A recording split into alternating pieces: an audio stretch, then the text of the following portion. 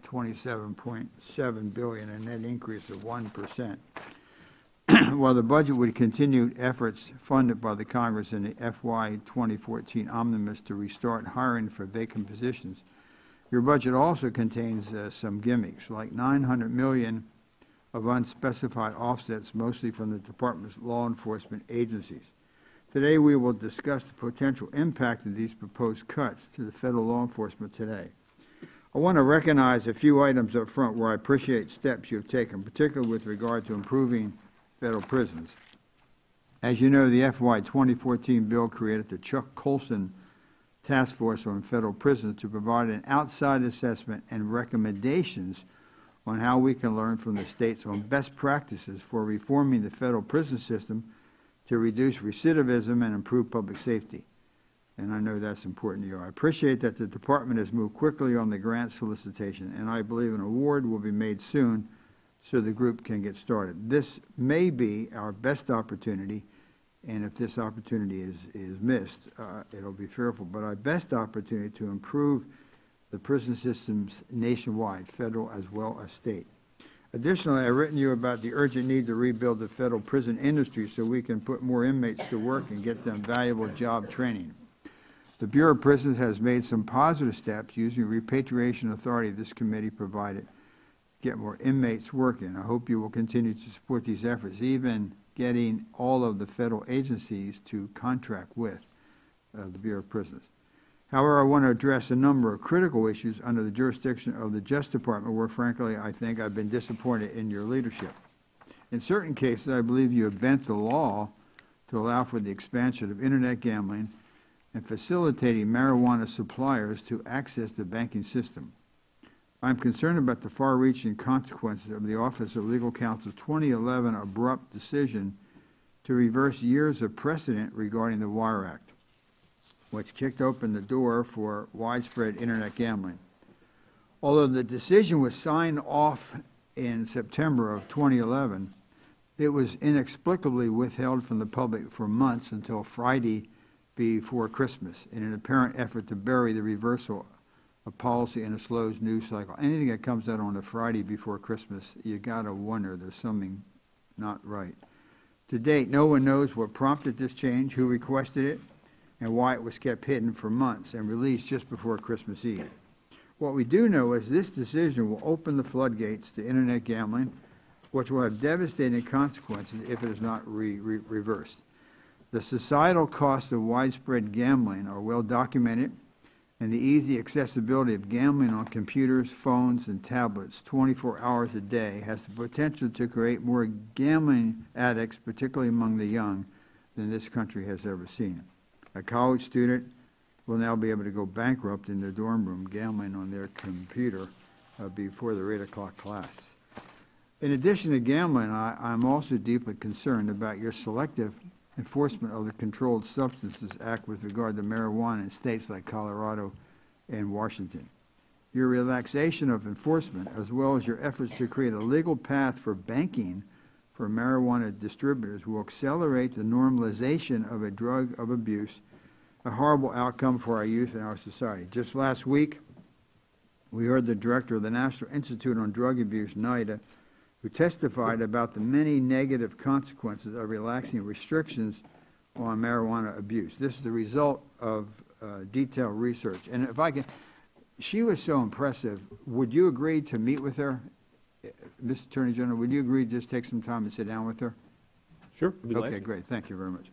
I believe the failure to enforce the federal law and help marijuana providers access the banking system will result in more drug addiction as well as more car accidents and other drug-related fatalities.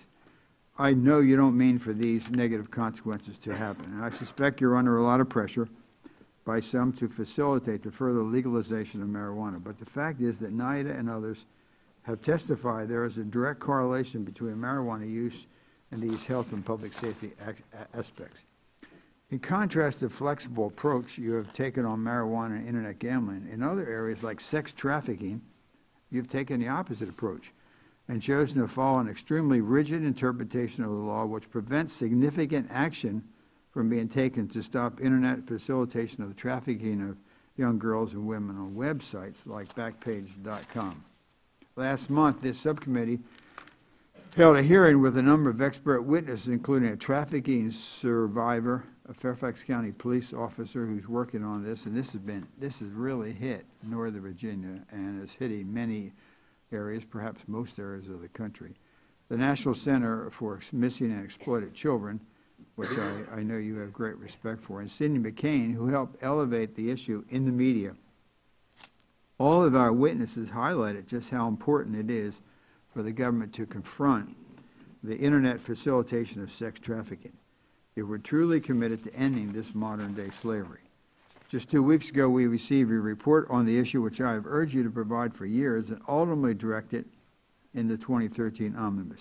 To the Department's credit, the report provided some good information about what statutory and regulatory changes need to be made to go after websites that facilitate sex trafficking. However, I remain disappointed at how long it has taken to elevate this issue and give it the attention you deserve and it deserves. You have a unique ability to really, Mr. Attorney General, really make an impact for the people that are trapped in this, and I think it's one that I think you can feel good about by moving on. Just think of how many young girls and women, each someone's daughter, mother, or sister, who have been victims of trafficking over the last 5 years while the department has hesitated to take bolder action. Today, I hope we can discuss what steps the department and the Congress need to take now to ensure that more years don't pass before action is taken. Another concern I have is this administration's choice to narrowly interpret its authority under the authorization for use of military force, so as not to allow military assets to be used to track down and kill the terrorists responsible for the deadly Benghazi terrorist attacks. In most of the cases, the administration takes a broad interpretation of the AUMF to go after terrorists in the Middle East and North Africa. Yet, for some reason, when it comes to the Benghazi suspects, you have read the law in a way that prevents the military action against the al-Qaeda affiliate terrorists responsible for killing our ambassador and 3 others. The refusal to use the AUMF is particularly inexplicable, considering that the former acting director of the CIA, Michael Morrell, testified on Wednesday that, quote, the CIA analyst said from the get-go that al-Qaeda was involved in this attack. Given that the administration has known from the beginning of the al-Qaeda connection, and the AUMF allows the military to go after terrorists connected to al-Qaeda, how can the department defend the reading of the law in a way that it prevents using all resources, including military assets, to track down, detain, or kill these terrorists? Can you really argue that the AUMF allows you to make a drone strike on a Lockway, who was an American citizen, but not on a terrorist connected to al-Qaeda that killed our ambassador? I would also note that to date, not a single terrorist responsible for this deadly attack has been captured or killed. On the very limited occasions where suspects have been detained, your department has failed to exert pressure on the governments of Tunisia and Egypt to allow the FBI to have access to the terrorists. These are just a few notable examples of the department's selective enforcement of interpretation of the law. As the nation's top law enforcement officer, you have the responsibility to enforce the law, whether it's politically expedient or popular. Unfortunately, I believe the record falls short. Last week, we received your report required in the FY13 appropriation on implementation of new requirements to be applied to the IT infrastructure procurement, and particularly for hardware and systems coming from China. Although the administration was not initially supportive of this effort to restrict purchases of questionable IT hardware, I do appreciate that the Justice Department appears to be taking the new requirements seriously.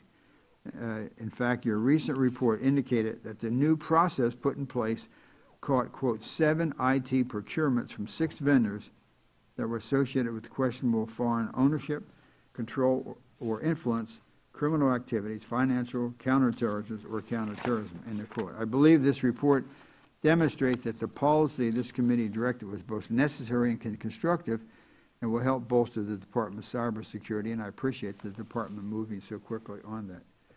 In addition to the subjects I mentioned, I expect today to have some questions regarding prisons, cyber, and the growing cyber threat at both home and abroad. and the Department's growing, evolving enforcement workload priorities. Finally, I want to address the Department's failure to comply with the reporting requirements directed in the fiscal year 2013 Omnibus Act, which was signed into law more than a year ago. The FY 2013 bill required the Department to provide 66 reports. To date, over a year later, the committee has only received little more than half of these mandatory reports. There are still 25 outstanding reports and briefings from FY 2013 bill, and that doesn't include any of the additional reports directed in the FY 2014 bill, which was subsequently signed into law earlier this year. There are already 18 reports in the 2014 bill that are overdue to the committee. With a workforce of more than 100,000 employees, I know the Department certainly has the capacity to provide the directed reports. What is lacking is the will to be responsive to the Congress on the part of the Department's leadership, and that's what I find disappointing. Today, I'm announcing a new policy that these overdue reports will no longer be tolerated by the committee.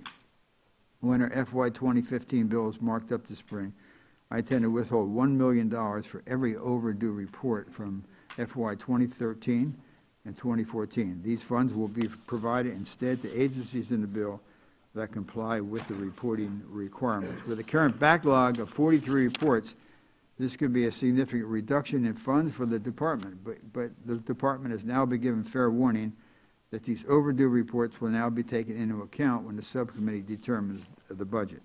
For the record, I find it extremely unfortunate that we have to take this action, but I know no other way to encourage the Department to follow through on its required obligation to the committee. At this point, I will yield to Mr. Fattah for any comments, and then to Mr. Rogers, the full committee chairman, and Ms. Lowey, the ranking member, then to Dr. Judge Carter, first comments on the forte. Mr. Fattah. Thank you, Mr. Chairman. And Attorney General Holder, welcome again to the committee. I sent the President and yourself a letter referencing the Toyota settlement, which was which was announced a couple of weeks ago for $1.2 billion, suggesting that the settlement could actually usher in a major opportunity for us to do something that this administration has pointed to and everyone on this committee has supported, which is that we need to do something to literally arrest the increase in our prison population. We need to do something about turning more young people into positive paths in our society. And that we are funding youth mentoring with the Chairman's help. You know, each year we're getting closer and closer to $100 million a year.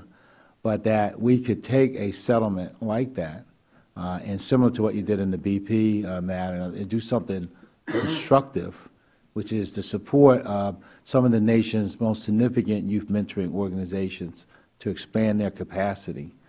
The White House has indicated that there are millions of young people who are not connected to any of these programs, like the Boys and Girls Clubs of America, Big Brothers, Big Sisters, and we could go through the laundry list of great organizations, but that the point was that, you know, we can't just complain about the increase in the prison population. Now it's rising to almost, I don't know, $7 billion in this year's budget request, which is double what it was, you know, just probably a decade or so ago. We have to do something about getting young people before they get themselves into circumstances that are problematic, getting them headed in the right direction. So I'd be very interested to hear your view on this. Now, I actually have some bipartisan legislation that I've introduced that would talk about constructively using settlements like this for medical research and justice reinvestment activities and so on. But I think that the Toyota settlement is an opportunity where, as some of my Republican friends say, you don't need a law for everything. And some things can just, you can take executive action to do. And so I mentioned this to you. I'd be interested in your response this morning. I want to thank you. I know you did a department-wide video in which you thanked Chairman Wolf and myself and our counterparts in the Senate for helping in the 2014 bill to be able to lift the hiring freeze, So to 115,000 or so employees in the department. It's not every day that members get thanked for the work they do. So, and I know it wasn't done for that purpose, but I want to acknowledge it. You've had a tremendous year, and I know sometimes it's hard to follow some of the criticism, because most of the time when I'm hearing from members that criticizing the interpretations of the law that has allowed our government to go after terrorists in the most aggressive way ever, in countries far and wide, using all manners of weapons at our disposal. So sometimes when I hear Senator like Rand Paul speak, he's criticizing you. The chairman today saying, well, you're not doing enough. So it's hard to find the right, I guess, medium. But this administration has tracked down and delivered justice to terrorists, and I think that's been acknowledged. And you just had a major success in the criminal courts in New York City just in the last 10 days. I want to congratulate you on that. But most Americans are not affected day to day by terrorist attacks. They're affected by everyday challenges in their communities. And I just want to say that, for the 11,000 sex fugitives that you've arrested this year, for a whole host of the activities you've done in terms of some 3,400 drug operations, criminal organizations that you have rounded up, that the Department has done for Americans who are facing these kinds of day-to-day challenges. You've been ever present, and I want to thank you for the work you've done. So we're going to have a hearing today. We're going to talk through your budget. What we're going to hear in this budget is that we're going to have to spend billions of dollars for national security purposes. I think there's about $4 billion in your budget request for core national security operations. You have some 25,000 federal agents that range from the FBI to ATF, DEA. The big number in there is this prison number that is ever growing, and you've taken action inside the Department. The committee and the chairman and I have worked together on this, but he deserves the lion's share of credit, have put in the last year's spending bill this prison reform effort. And I think that the time has come for our country to think anew about, not just in the federal system, but in the state system too. And you referred to it in your written testimony, that there's a vicious cycle that takes place in many communities in which you have intergenerational poverty. And we are kind of perpetuating this cycle. We got to figure out how to intervene and interrupt it. And I'm arguing, and I've done this in private, me and you have, I brought in all of the top youth mentoring agencies. You took the courtesy a year ago to meet with them. We could do so much more to get young people headed in the right direction before they ever get themselves in any kinds of untoward circumstances. And I think that's an investment we should make, and I think that you have it within your power to take action that could launch the most aggressive effort ever in our nation to do so. So thank you, and we look forward to your testimony today. I thank the chairman. Thank you, Mr. Fidel. Mr. Rogers, the chairman of the full committee. Thank you, Mr. Chairman, and General, welcome to the committee. Your request for the department is $27.7 billion. That's a slight 1% increase over fiscal 14 enacted.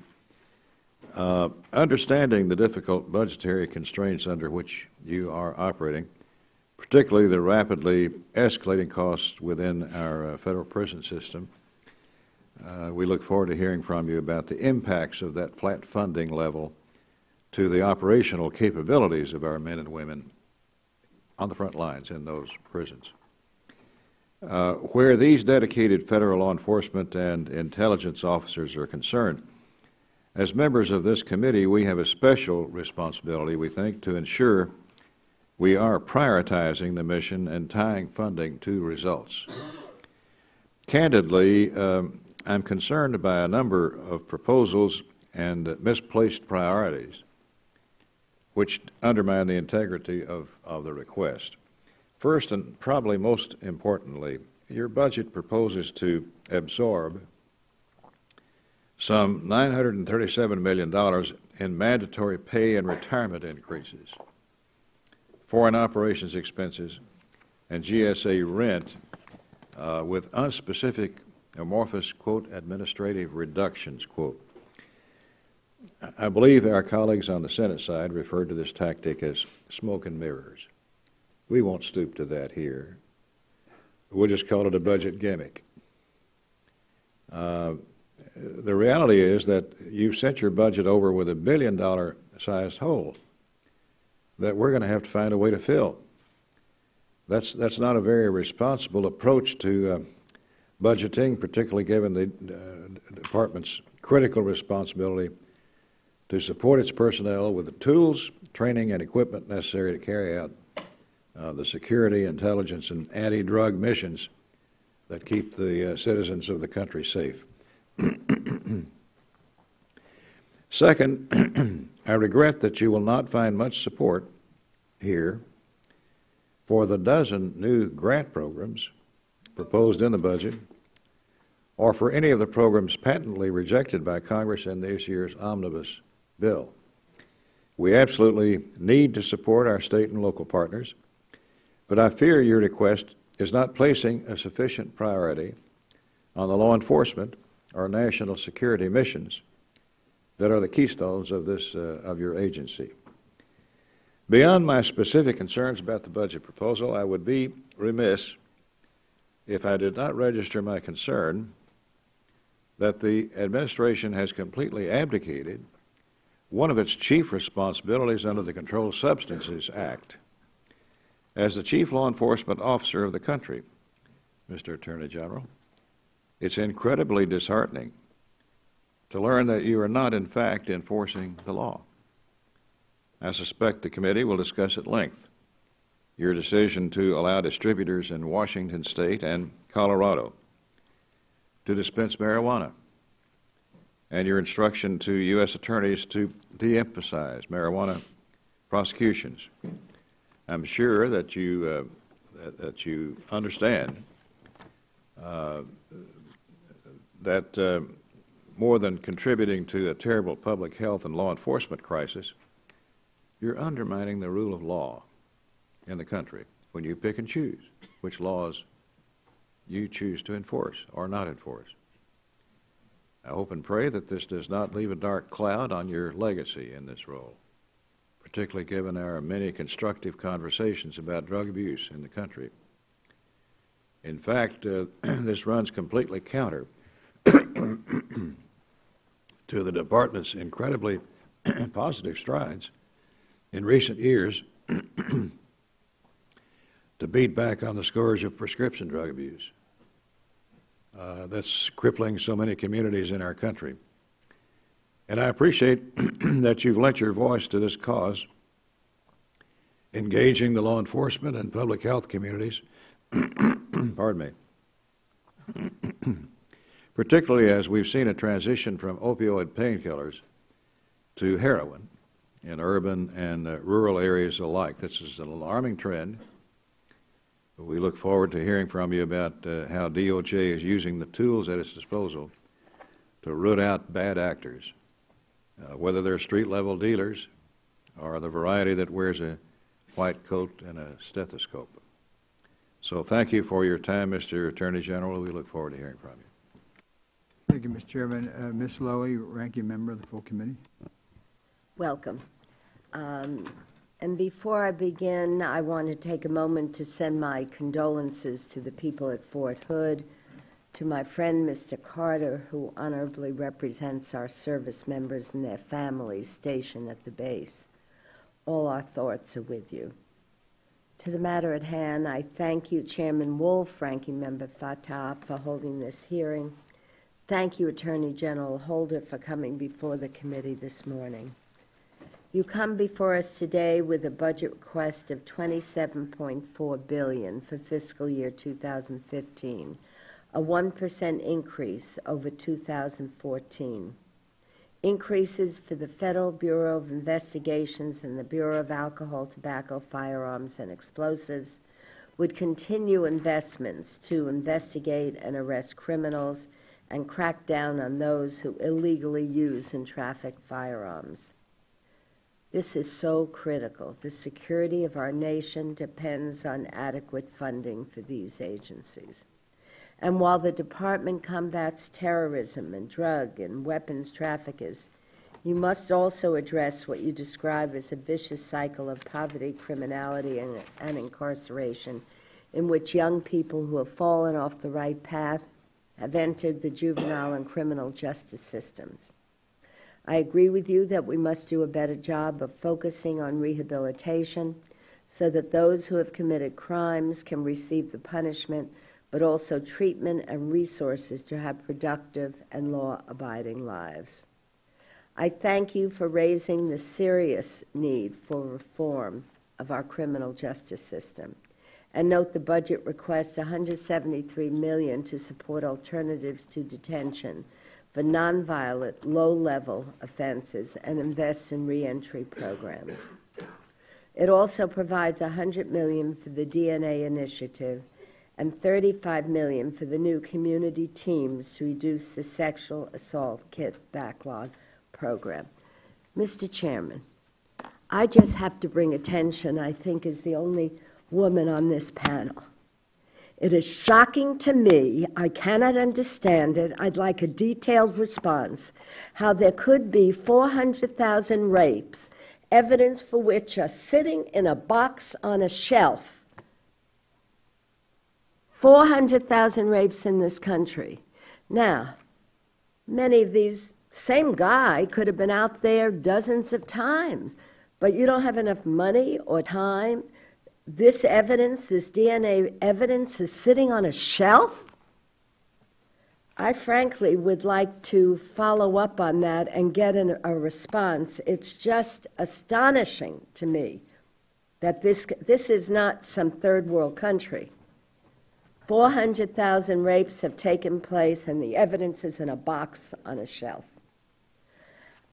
Lastly, I would be remiss if I did not mention the work of the department to get guns out of the hands of the most dangerous among us. In the years since the horrors in Newtown, at least 194 children have been shot to death in America. And as we saw tragically at Fort Hood this week, these acts of violence continue. There is no reason for these deaths. There's no defense for them. I stand with you, ready to do whatever is possible to end these tragedies and make our communities safer. Thank you. Thank you, Mr. Chairman. Thank you, Ms. Lowy. I now want to recognize Congressman Judge Carter, who represents the area for Hood. Thank you very much, Mr. Chairman. Mr. Chairman, I'm joined today by my colleague, Mr. Roger Williams. He also represents Fort Hood, and I'm very appreciative of that the chair has allowed him to sit in on this hearing. The incredible Fort Hood family, and I say that because they are quite incredible, have endured not one but two horrific, unimaginable shootings. The loss of life, no matter what the number may be, is more than we can bear, and quite frankly, more than this or any other community deserves to bear. We cannot let the worst of humanity wield a gun in a mad rage against their fellow soldiers and defeat the best of humanity that is always on display at Fort Hood in Central Texas. Sadly, we are dealing with another tragic shooting at Fort Hood, almost in the very same place where 13 Americans lost their lives in November of 2009. Death of 3 soldiers this week, which left 16 others wounded, is a stark reminder of the threat our military members are dealing with on a daily basis. But even more than that, each of these shootings strike at the soul of the American military. One of the things we sometimes many Americans don't know, or many Americans forget, is that the reason a soldier risks his life for his country, one of the major reasons is he is fighting for the soldier on either side of him. They call each other battle buddies. When they go to war, they go to war relying upon the fact that the man who wears their uniform is there to protect them, and they are there to protect him. and the strike both by Hassan and by this soldier strike at the very core of what soldiers rely upon. Young Americans go to war, 18, 19, 20-year-old Americans go to war, relying on the fact that if an American uniform is with them, that person is protecting them. And when someone in your own uniform strikes you or strikes your fellow soldiers, it strikes at the very heart of what they call the warrior pathos, that they go to battle because they are Americans with Americans and they're fighting for their battle buddies. So these are much more important than a lot of us realize, as it affects the very ability for Americans to fight wars. Now, I thank the chairman for letting me make a statement here. I'm asking and have been asking my fellow Texans as well as all Americans to please keep Fort Hood families in their prayers. You know, soldiers go to war together. Families stay home alone. They may really be stronger than the soldier they send to war. In the coming days will be marked by mourning and a resolve to carry on. The resilient community of Fort Hood has proven their resilience, and they will carry on to defend this great nation. And we should never forget what they give for us. Mr. Chairman, I thank you. I thank you, Judge Carter. I see our colleague, Mr. Williams, has arrived. Since 2013, he has represented the 25th District of Texas, which includes part of Fort Hood, and has been passionate about supporting our troops. Committee rules and longstanding practice stipulate that non-committee members did not participate in committee hearings. But we wanted to invite him to hear the testimony of the Attorney General and, as a matter of courtesy, offer him an opportunity to say a few words. So with that, I ask unanimous consent that Mr. Williams be permitted to make a brief statement to the subcommittee if he wishes, and that his remarks be entered into the record. Without objection, Mr. Williams. Thank you, and thank you, Chairman Rogers, Ranking Member Lowy, Chairman Wolf, Ranking Member Fatah, members of the subcommittee. I appreciate you recognizing me and allowing me to give a short statement about an issue in my congressional district that is very near to my heart. As some of you may know, Chairman Carter, as you've heard earlier, and I both represent Fort Hood, the Army's premier installation to train and deploy heavy forces and home for 3 Corps. Once again, we've seen a tragedy at Fort Hood, the great place, as we called it back in Texas, and once again we are witnessing the strength and resilience of a community of brave men and women who not only serve our country overseas in enemy territory, but right here at home on military posts around our great nation. The attack yesterday at Fort Hood left 3 of our service members dead and 16 wounded. With the scars of the 2009 attack barely healed, we are once again dealing with the horrors of an unspeakable tragedy. Our prayers are with the fallen troops, those who were injured, and those are still in recovery, and the families of all those involved. Our thoughts are with the entire Fort Hood community and the great leadership team under General Milley as they stand together and push through this tough time. We also pray for the excellent medical team assisting the injured. The attack yesterday and the 2009 attack were not just attacks on our base. They were attacks on our troops, on the values and ideas our soldiers have sworn to defend. In 2009, we lost 14 innocent Americans, 12 military service members, 1 civilian, and 1 unborn child. Dozens were injured, and hundreds of lives were greatly altered forever. The Pentagon, with the advice and counsel of the Department of Justice, labeled the 2009 attack as workplace violence, like a disgruntled employee taking out his anger on fellow coworkers, but the evidence and the trial proved otherwise. Hassan, in his own words, admitted that his intent was to harm and kill U.S. soldiers after he switched sides in what he called a U.S. war on Islam. He renounced his U.S. citizenship and his military oath. He told potential jurors that he supports the Taliban and Sharia law. Hassan was waving a red flag to show that his attack was a terrorist attack. It was premeditated. It was a planned attack, presumably years in the making. This administration's workplace violence designation clearly favors political correctness over truth and justice. Nobody in America thinks this was workplace violence. They know it was a terrorist attack. but labeling the attack workplace violence, the victims of this attack have been denied the benefits, the treatments, and awards their deployed counterparts receive when wounded or killed overseas. We should correct this injustice by awarding the military victims the Purple Heart Medal and the civilian victims the Secretary of Defense Medal for the Defense of Freedom. Both awards would provide combat-related special compensation and the benefits that have been withheld from them.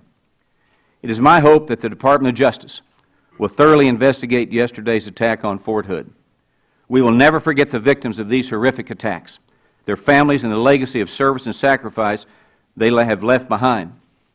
So may God bless all the Fort Hood community during this time of mourning, and may those victims and families receive the justice they have earned and deserve. I yield back the balance of my time. Thank you, Mr. Williams. I appreciate it. Pursuant to the authority granted in Section 191 of Title II of the United States Code and Clause 2M2 of the House Rule 11, today's witness will be sworn in before testifying. Please rise and raise your right hand. Do you solemnly swear or affirm that the testimony you're about to give will be the truth, the whole truth, and nothing but the truth? Thank you. Let the record reflect that the witness answered in the affirmative. Mr. Attorney General, the committee looks forward to hearing from you. I ask you to summarize your remarks, but you can proceed as you see appropriate. Thank you. Good morning, Chairman Wolf, Ranking Member Fatah, Chairman Rogers, Ranking Member Lowy, Mr. Carter, Mr. Williams, and distinguished members of the subcommittee. I want to thank you for the opportunity to appear before you today to discuss the President's fiscal year 2015 budget for the United States Department of Justice and to provide an overview of the Department's recent achievements and ongoing priorities. Despite significant challenges, the past year has been characterized, I think, by remarkable progress, from expanding civil rights for all Americans to holding private corporations accountable for wrongdoing. In the financial sector, concerns have been raised recently about a practice called high-frequency trading. This practice, which consists of financial brokers and trading firms using advanced computer algorithms and ultra-high-speed data networks to execute trades, has rightly received scrutiny from regulators. I can confirm that we at the United States Department of Justice are investigating this practice to determine whether it violates insider trading laws. The Department is committed to ensuring the integrity of our financial markets, and we are determined to follow this investigation wherever the facts and the law may lead. Across the board, many of the Department's ongoing activities and recent accomplishments are notable, but none have been more important than our work to protect the American people from terrorism and other threats to our national security. Now, I know we're all mindful as we come together this morning of Wednesday's mass shooting at Fort Hood. As I indicated yesterday, I have directed that the full resources of the Department of Justice as well as the FBI be made available to help conduct a very thorough federal investigation. And as we keep striving to achieve justice on behalf of our men and women in uniform by working to determine what happened this week and bringing help and healing to those who need it, my colleagues and I will continue to do everything in our power to prevent these horrific and far too common tragedies from happening again. We will also remain steadfast in our commitment to ensure America's national security and to hold accountable those who seek to harm our nation and its people. Last week, as was mentioned, the Department achieved a major milestone in this regard when we secured the conviction of Suleiman Abu Ghaith, the son-in-law of Osama bin Laden and a senior member of al-Qaeda, on terrorism-related charges. We never doubted the ability of our Article III court system to administer justice swiftly in this case, as it has in hundreds of other cases involving terrorism defendants, and this outcome vindicates the government's approach to securing convictions of senior al-Qaeda leaders. It is my hope that this case will help lay that political debate, it's a political debate, to rest. The President's budget request would strengthen our national security work by investing a total of $4 billion in the Department's cutting-edge counterterrorism and national security programs, including $15 million in new funding to maintain and operate the FBI's new Terrorist Explosive Device Analytical Center facility in Alabama. It would also provide $173 million to support our efforts to strengthen the federal criminal justice system through the groundbreaking Smart on Crime initiative that I launched last August to make our criminal justice system both more effective, more efficient, and more fair. This, in turn, would enable us to further invest in the outstanding work that's performed every day by dedicated attorneys and support staff in each of the department's litigating division and United States attorneys' offices. Thanks to their efforts during the fiscal year ending in 2013, the department collected a total of more than $8 billion in civil and criminal fines and penalties. Now, this represents more than double the approximately $3 billion in direct appropriations that pay for our 94 U.S. attorneys' offices and main litigating divisions. During fiscal year 2012 and fiscal year 2013, the department collected a combined total of more than $21 billion, a record amount for a two-year span.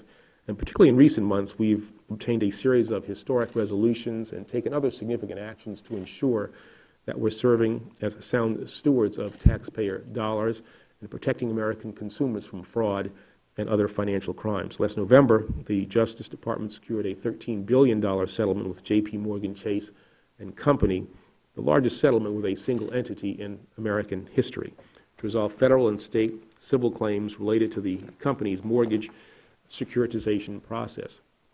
As part of our ongoing efforts to hold accountable those whose conduct sowed the seeds of the mortgage crisis, the department also filed a lawsuit against the rating firm S&P. Last month, we reached, as has been indicated, a $1.2 billion agreement with Toyota, the largest criminal penalty ever imposed on an automotive company. And just yesterday, we announced a record $5.15 billion settlement with Kerr-McGee Corporation and certain affiliates and their parent, Anadarko Petroleum Corporation, including $4.4 billion for environmental cleanup and claims. And this represents the largest recovery for cleanup of environmental contamination in the history of the Department of Justice. It holds the company and its subsidiaries accountable for decades of significant environmental damage and fraudulent attempts to evade responsibility for its actions. And it marks another critical step in our effort to protect the American people from all forms of fraud, to combat corporate misconduct, and to safeguard the environment. Now, as we move forward, I'm eager to work with this subcommittee and with the entire Congress to secure the timely passage of the President's budget, which provides a total of $27.4 billion in discretionary resources for the Department of Justice, including $25.3 billion for vital federal programs and $2.1 billion for discretionary state, local, and tribal assistance programs. Excuse me. This support will be essential to ensuring that we can continue to protect the American people and strengthen our criminal justice system. As you know, Mr. Chairman, fiscal year 2014 marks a critical year in the implementation of the Prison Rape Elimination Act, or PREA, as states will soon be required to comply with national standards for curbing sexual assault in prisons. The Department is committed to helping state and local governments overcome any challenges that they may encounter as they work towards implementing the national PREA standards, and with funding this committee has provided, has established a PREA Resource Center in order to assist with implementation. We are confident that these standards, which were the results of extensive public comment, are attainable. The problem of sexual assault in prisons is too great to settle for anything less than an aggressive approach to implementing these key reforms. I want to thank you all for the opportunity to discuss this work with you today, and especially want to thank Chairman Wolf for his exemplary leadership and for his support of the Department's work, and particularly our efforts to combat the heinous crime of human trafficking over the course of a long and distinguished career in the House of Representatives. Mr. Chairman, I've come to greatly value your advocacy on behalf of the Justice Department's essential mission and your high regard for the tireless career employees who make our work possible every day. Your expertise and your steadfast support of our public safety efforts, sometimes all by yourself or with Mr. Fattah. You were our saviors in 2013. But you have been invaluable to the Department over the years. And upon your retirement from the House of Representatives at the end of this year, you will be greatly missed. So I want to thank you once again for your service and for your leadership. I would be happy to answer any questions that any members of the committee might have. Thank you very much. Because of the number of members, I'm just going to limit my question to one or two, and then we'll get at the end as other, so I'm going to go quickly. One, on the issue of the prison reform, the committee with Mr. Fattah, we have the Prison Reform Commission named after Chuck Colson. Can you tell us the status of that? Because the quicker that thing moves, I think we have an opportunity to bring all sides together and really do something really bold. And because of your support, I think there's an opportunity. So can you give us the update on where that is and how quickly we think we can get that thing moving? Well, I think that the effort that is contained in the Colson, what I call the Colson Initiative, is one that makes a great deal of sense. It is one that we certainly support. It's an important part of our efforts to improve the federal corrections system. There is a task force that will be a 9-person bipartisan blue ribbon panel that's made up of individuals with expertise in justice reinvestment and correction reform. So we'll focus on developing really practical, data-driven ways in which we can increase public safety. We anticipate that this is something that we will be able to put in place, I think, relatively soon. It is something, as I said, that enjoys my support, the support of people in the department, and to the extent that we can work with you to make sure that we keep the work of that task force on course and responding and operating in a timely way, that is something that I look forward to. This is something that is consistent with what we're trying to do in our Smart on Crime initiative, and I think it can have a profound impact on how we do our federal corrections work. Thank you.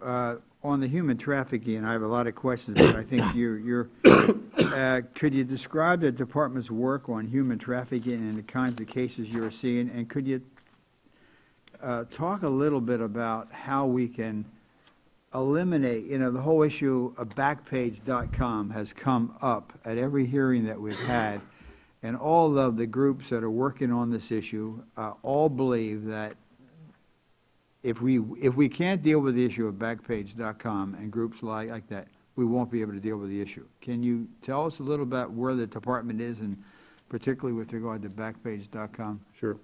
The fiscal year 2015 request includes $44.9 million for the department's efforts to combat human trafficking. This is, for me, a top priority, for this department, a top priority. This is something that we take very personally.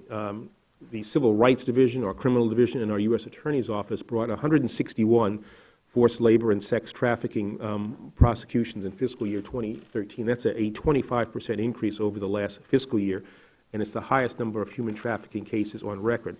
I share the concern that you have about Backpage and about other similar publications. There are First Amendment considerations that have to be taken into account if there's to be a legislative attempt to deal with this problem. But I do think that I'm willing to work with the committee, with members like yourself, to try to come up with a way in which we can address this situation legislatively and deal with the First Amendment issues that have been raised. It will require some careful legislating, but it's not beyond our capacity to do that.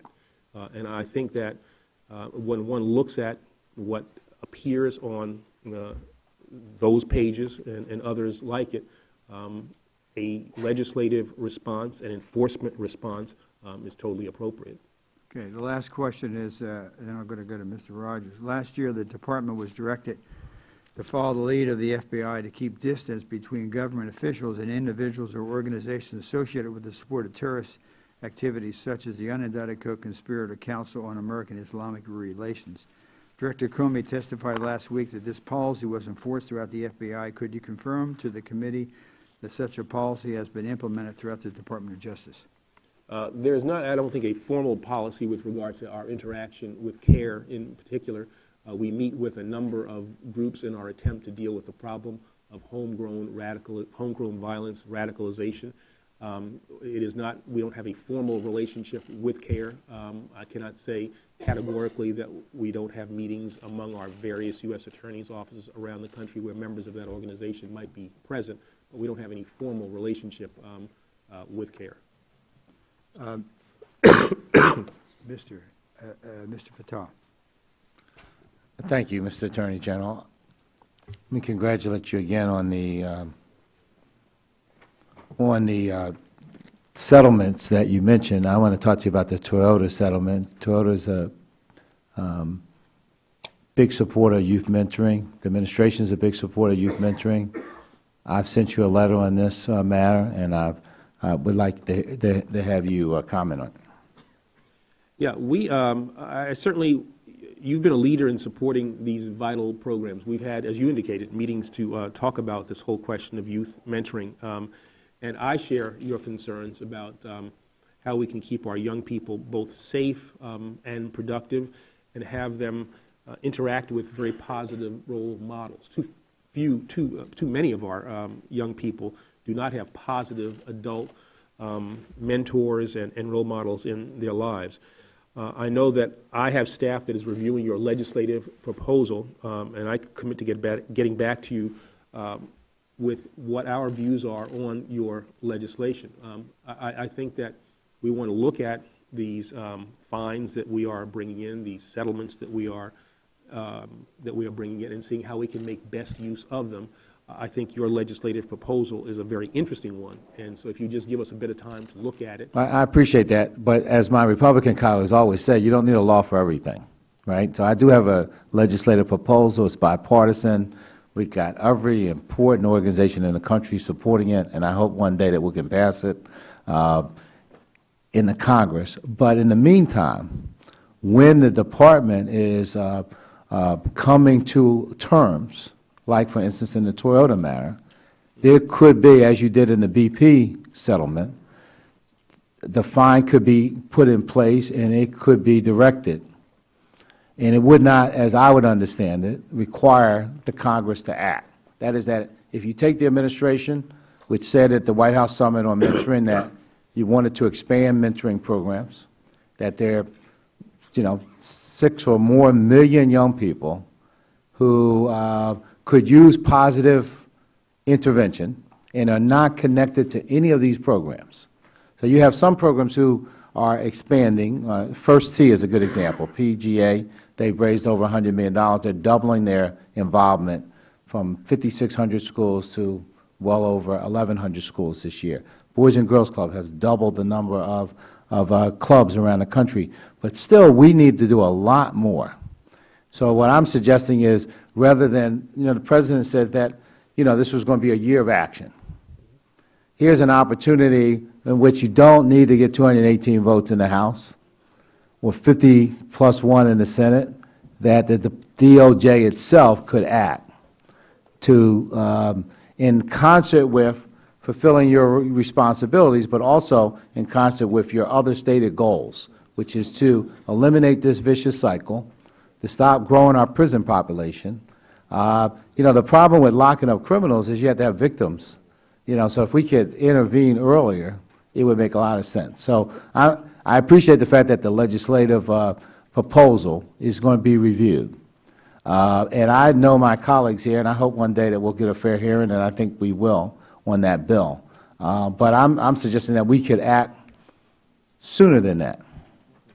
Yeah, all I would say is that we'll look and see what degree of discretion that we have, but I would note that when it came to the distribution of the BP money that was directed at the cleanup, that was pursuant to a legislative, largely due to a legislative, a legislative enactment that Senator Landrieu was especially instrumental in getting passed.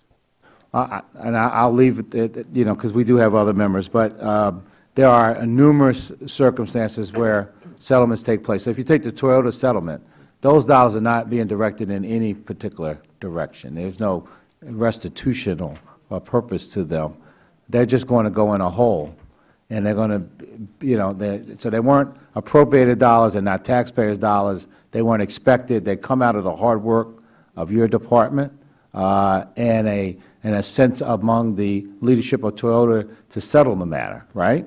So what I'm saying is, here's an opportunity for us to impact the lives of millions of young people, and it can be done in a way in which we don't have to go through the normal process in which the White House tries to get an initiative passed through the Congress. So thank you. I hope you would fully examine it. Sure. We'll examine it, and I look forward to working with you. I mean, there's no question that the desire that you have is one that I share, that we share, and we'll try to work together on what the mechanism might be. Thank you. Mr. Rogers? Thank you, Mr. Chairman. Mr. Attorney General, I want to talk to you about prescription drug abuse. Both of our favorite subject, it seems. We've had some real changes in that war, if you will, in the last few days. When the FDA, after 10 years of pushing by DEA and Attorney General and me and others, finally upscheduled Vicodin and Lortab, hydrocodone opioid medicines, from Schedule 3 to Schedule 2, which is significant because a Schedule 2 drug requires a written prescription. It can't be called in.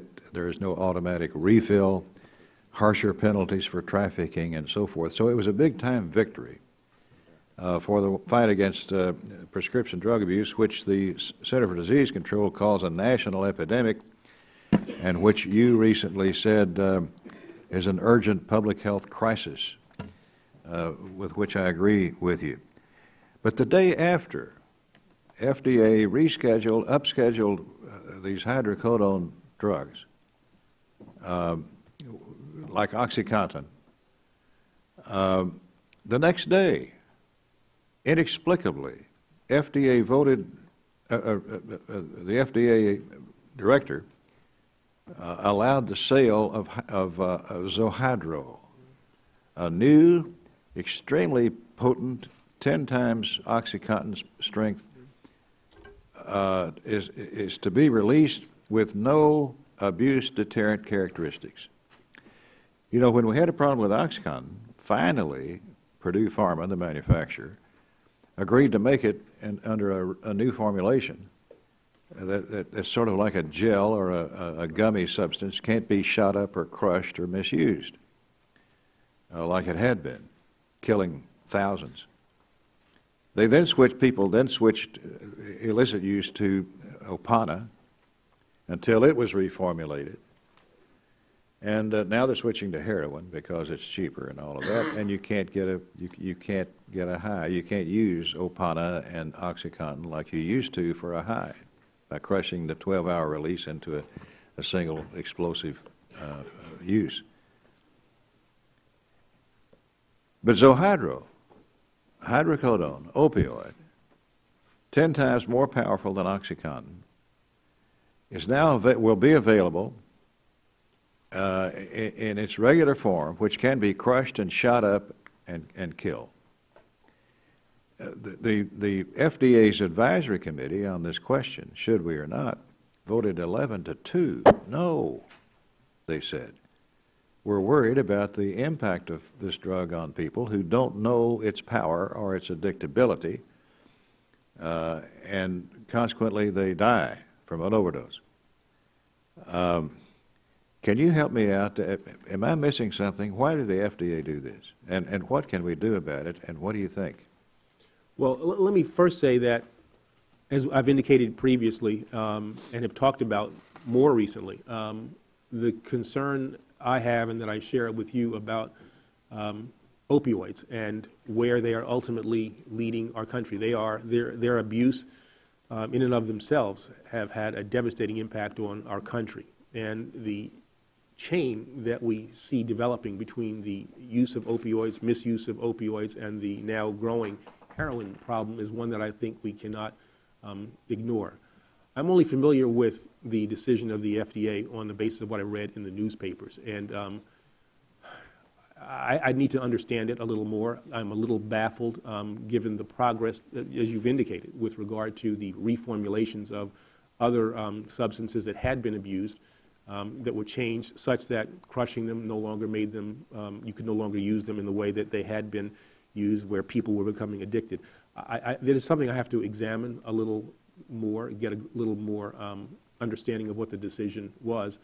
But if it is inconsistent with the efforts that we have painstakingly put in place, that is something that would give me great concern. And I just, as I said, I need more information to understand what happened. But I have to say that I do at least share your concerns about that decision.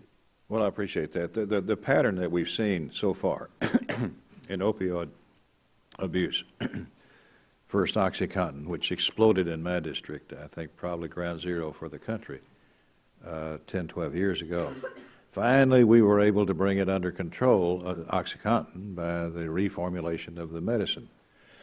And then, as I've said before, Opana took over, and then it was reformulated.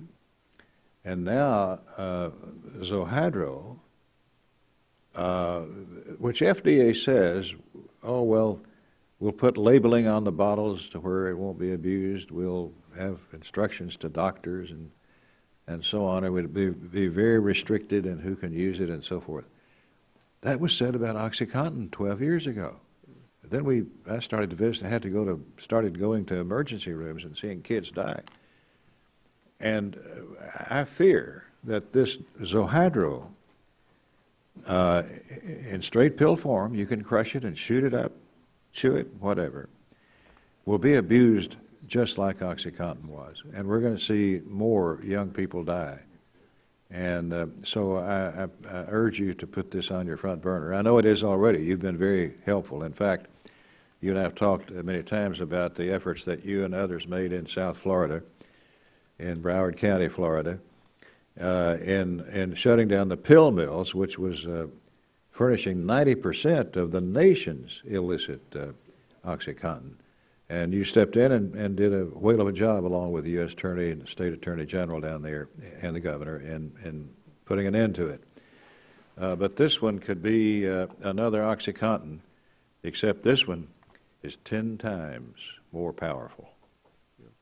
Yeah, again, Mr. Chairman, I want to get some better understanding of what was behind the decision, but I think the concerns that you have raised are legitimate ones, and especially given the progress that we have made. I would not want to see us take a step backwards, and so we'll be checking with the FDA to see if we can better understand what the basis for that decision was, or if there's some understanding or misunderstanding that I have about why they did what they did. I hope you can do more than just check with them.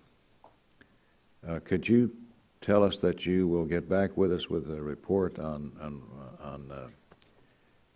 where we stand with it and what we can do about it? I will interact with the FDA, and then we'll report on that interaction, I guess, back to you and to Chairman Wolf and the ranking members as well. Thank you. Thank you, Mr. Chairman. I'm going to go to Ms. Lloyd. I agree with the chairman, and boy, you moved quickly. About two years ago, you were down in South Florida, and you did a great job. You really, and if you could do the same thing here, you get an A+, and that would be very good. We had a significant hearing with Mr. Rogers. Yes, you did. Heard that, actually. I remember that. Yeah. That's an understatement. That was an understatement. Well, Mr. Attorney General, I'd like to give you an A+, too. Momentarily. Would the gentlelady yield briefly? Of course. You know, at that hearing, we were hollering about Broward County, Florida, being the place where most of the pills were coming from, OxyContin. And we asked the Attorney General in a modest way to investigate and see if he could put a stop to it. And we kept referring to Broward County, and I said, finally, you want me to spell Broward County? Well, I got a note from the Attorney General maybe 6 or 8 months later, after they had gone in there and really cleaned up the mess. And he was describing what they had done down there, and he put a handwritten P.S. note at the end saying, P.S., I learned how to spell Broward County, Florida.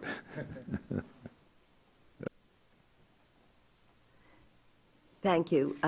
Mr. Attorney General, I want to give you an A+, too, following up on the issue I referenced before. As I mentioned, there are an estimated 400,000 rape kits sitting in police department evidence rooms which have gone untested.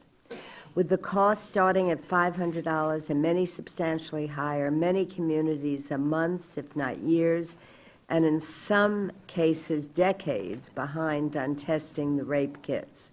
In the meantime, violent criminals are free. Victims remain fearful that their assailant might never be found. This is truly outrageous. I think you probably are aware that New York City eliminated its backlog in 2003. They had 17,000 untested kits. The arrest rate for the rapists went from 40% to 70%. Now, the budget request includes funding both for the DNA initiative as well as a new grant program designed to help communities identify the obstacles they face in handling evidence of rapes and testing rape kits. Can you tell us how will the newly proposed grant program address these needs? What makes it different from the DNA initiative, which is already up and running? Well, first let me say that the whole question of dealing with sexual assaults is one that is a priority for this department and for this administration. We're dealing with the issue in a variety of contexts, both on the campus, for instance. We have a task force that is dealing with the issue there. And this question of reducing the backlog on rape kits is something that is extremely critical. This is, in some ways, the best evidence that we have. I mean, this is state-of-the-art evidence that exists. It is DNA evidence. And so the budget request that we have made is in an attempt to really speed up the process by which we look at this backlog that exists in a variety of jurisdictions and give assistance to those jurisdictions so that they can do the necessary analysis, make the necessary hits that I think inevitably flow from them, and be more successful in the prosecutions. The statistics that you show are really not, or you mentioned, are not surprising. If you have better evidence, if you have DNA evidence, which is the gold standard when it comes to evidence, I expect that you would see conviction rates start to rise. So this is money that we want to have as part of the DOJ budget. It is money that we want to push out. We also know that rapists tend to opt to commit rapes more than once. And so we're looking at the possibility of solving more than one case. We're also looking at the possibility of, so we have the possibility, we have within our hands the ability to have a real impact on the crime rate with regard to rape. So it's not only a question of solving crimes that have already occurred, we can also prevent further crimes from occurring. Thank you. One other question. I am a strong supporter of universal background checks. And in addition to making the background check system a requirement for purchases, the system itself has to work, and it has to rely on the best information available. Secretary Hagel recently announced that the deadly Navy Yard shooting could have been averted if information about the gunman had been made available. The report stated that superiors decided not to inform the government of the gunman's, quote, emotional, mental, or personality condition, even after they received concerns that he could harm others. Secretary Hagel's review found that the gunman would have lost access to his position and the secure area, but it still leaves the problem that he walked into a store after these demons were known, purchased a deadly firearm. Now 12 people are dead.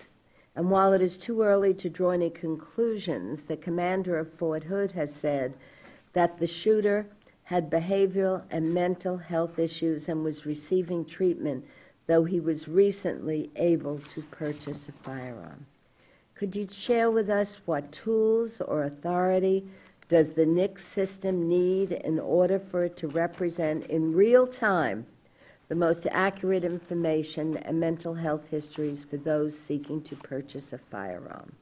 Well, let me start by saying that more generally, I think that as a nation, we should support the common sense proposals that the administration made after the Sandy Hook tragedy and come up with these ways in which we might support these common sense gun safety measures. When it comes to dealing with the whole question of mental health issues and the acquisition of firearms, we have recently proposed a regulation that seeks to clarify who, due to mental health reasons, is prohibited from receiving, possessing, shipping, or transporting firearms. The revised definition that we have proposed clarifies that the statutory term adjudicated as a mental defective and committed to a mental institution would include a broader range of people, so that people with mental health issues, and there are at least preliminary indications that might be the case with regard to the shooter, at the most recent shooter at Fort Hood, that people who suffer from mental issues don't have the ability, the capacity to acquire these weapons. And so that regulation that we have proposed, we think will go a long way to dealing with that issue. But I also think it is something that we as a society have to ask ourselves, again, the more general questions, and then the more specific one with regard to how do we deal with the whole question of mental health and the Second Amendment rights that we all enjoy as United States citizens. Yeah, and just following up, what are the next steps that Congress should take to open up the NICS system so that those who pose risk to others are more quickly entered into the system? Well, the way in which I think we can do this, we have $182 million in our budget. It's in our Now is the Time initiative to ensure that those who are not eligible to purchase or possess guns are prevented from doing so. So this budget proposal includes $35 million to sustain critical investments in 2014, $13 million for the FBI's National Criminal Background Check System, NICS, and $22 million for ATF's firearms program, so that the passage of our budget will give us greater capacity for the NICS system to take in more information, to process it faster, and to make those kinds of on-the-spot determinations of who should and who should not be allowed to obtain a weapon. And so the passage of our budget will bolster our ability, enhance our ability, and make the NICS system much more robust. Thank you, Mr. Chairman. Thank you. I'm going to go to Dr. Harris, but I just want to, because this area, the Mentally Ill Offender Treatment and Crime Reduction Act was bipartisan approach to better addressing with mental illness the criminal justice system. It's been around for 10 years, gets little support, quite frankly, from the administration. And unfortunately, though, the administration's budget proposes that funding for the Mentally Ill Offender Treatment and Crime Reduction Act be eliminated and instead combined into a drug and mental health courts program, which would effectively exclude 60% of the key elements of the program. So I think it's the administration is taking a wrong position to propose the consolidation. I ask you to kind of think about that as we work through this budget. Dr. Harris? Thank you very much, Mr. Chairman, and thank you, Mr. Secretary, for being here with us today. Let me follow up a little bit on what the chairman and of the subcommittee and committee both mentioned, basically controlled substance abuse, and particularly about the enforcement of the Controlled Substance Act. Obviously, a decision was made in the Department of Justice not to enforce the Controlled Substance Act broadly in states that have legalized recreational marijuana. So I'm just going to ask, where was the medical expertise that you used in making that decision? I mean, I assume you didn't spread that decision to other Control 1 drugs, Quaalude, mescaline, ecstasy, heroin. So was there a medical decision-making process into selecting that drug for selective enforcement, that Schedule 1 drug? Well, what I'd say is first that we still enforce the Controlled Substances Act. What we made was a law enforcement decision. Right, that's right. So making that law enforcement decision to pick out one Schedule 1 drug as opposed to the other ones, was there medical input into that? It's just a simple question. Do you have medical input within the department? What we made was a law enforcement decision as to how we were going to use the limited resources that we have. Well, then, thank you. So, I'm going to urge that you take up the chairman of the subcommittee's offer to sit down and meet. Dr. Volkow, testifying in front of this subcommittee, the director of the National Institute on Drug Abuse calls marijuana part of a complex and evolving public health threat. I don't know, Mr. Secretary, if you're aware, but if you talk about teenagers, 15.6, 1 in 6 teenagers has used marijuana in the last month. Only 9.6% have used tobacco. If you look at 12th graders, 6.5% use marijuana every day. Only 2.2% use alcohol every day. Wow, that's a public health threat. And, the importance of signals can't be underestimated. So I'm going to ask you, do you agree with the President that marijuana is less dangerous than alcohol? Well, I think the President's remarks in that regard are taken a little out of context. You have to read the entirety of what... Sure, let me read the rest of it. He said marijuana is less dangerous than alcohol in terms of its input on the individual consumer. Do you agree with that? Well, as I said, if you have to keep reading what the President said, and he... That's what he said, Mr. Secretary. I'm quoting what he Excuse me. said. Can we let the witness answer the question, Dr. Harris? If you want to yield me some of your time, I would be more I'd be than glad happy to yield do. you time. And for any of your questions, just allow him to answer. Then I will take you up on that offer later to yield me the time to finish my questions. Thank you. Mr. Secretary, go ahead, because I thought I read it in the context in which he said it. There were further remarks, which I don't have in front of me, that were a part of that same interaction I guess he had with a reporter, a TV reporter, I'm not sure exactly who it was. New Yorker. Yeah, New Yorker magazine. He talked about how the use of marijuana was not a good thing. It was something that he's not advocating for. So in that regard, I think the President had it right. We look at the limited federal enforcement resources that we have. We try to make determinations about how we can most effectively deal with them. We set out a series of 8 factors that indicated how we would look at our marijuana enforcement efforts around the country. And we focus on things like preventing the distribution of marijuana to minors. That is one of the 8 factors that we take into consideration. Thank you. And you know, the administrator of the DEA testified that there were those 8 factors. So I'm just going to ask you again, do you agree with the President, or do you agree with the Director of the National Institute of Drug Abuse that marijuana is, quote, part of a complex and involving public health threat? Do you just agree with that statement? It's not a complicated question. Do you agree that it's part of a complex and evolving public health threat? I think that what we have done, the way in which we are looking at those laws in Washington and in Colorado, the enforcement priorities that we have set out, I think that what we are doing makes a great deal of sense and is a good use of the enforcement resources that we have. And I think it's consistent with the general approach that we have taken with regard to our narcotics enforcement efforts. Okay. So I take it you won't answer the question. I can't blame you, because it would be all over the press tomorrow, what the Attorney General's opinion is on the danger of marijuana. Let me just talk very briefly about 2 other issues, very briefly. The $182 million in the initiative to reduce gun violence. In your testimony, you say I'm not certain that's where it comes from. There are grants to, quote, encourage development of innovative gun safety technology. Is that part of that pot of $182 million? I believe it is. Okay. It also says that other parts of your testimony, the budget requests $147 million to help state and local governments continue to implement the administration's proposals for increasing firearms safety. That's separate, I take it. I'm not sure exactly how it is, constructed, but if you could get back to me about that. So what those grants to encourage the development of innovative gun safety technology, where do they come from? Where do they go to? Where do they come from? Which part of the Department of Justice, and where do they go to? Is it a competitive bid process, a competitive proposal process? Is it worked out with the NIH, with CDC, with actually some with public health? Is it mechanical issues, studies? I don't understand what the money's spent for. Well, I mean, I think that one of the things that we learned when we were trying to get past those common sense reforms last year, Vice President Biden and I had a meeting with a group of technology people, and talked about how guns can be made more safe by making them either through fingerprint identification, the gun talks to a bracelet or something that you might wear, how guns can be used only by the person who is lawfully in possession of the weapon.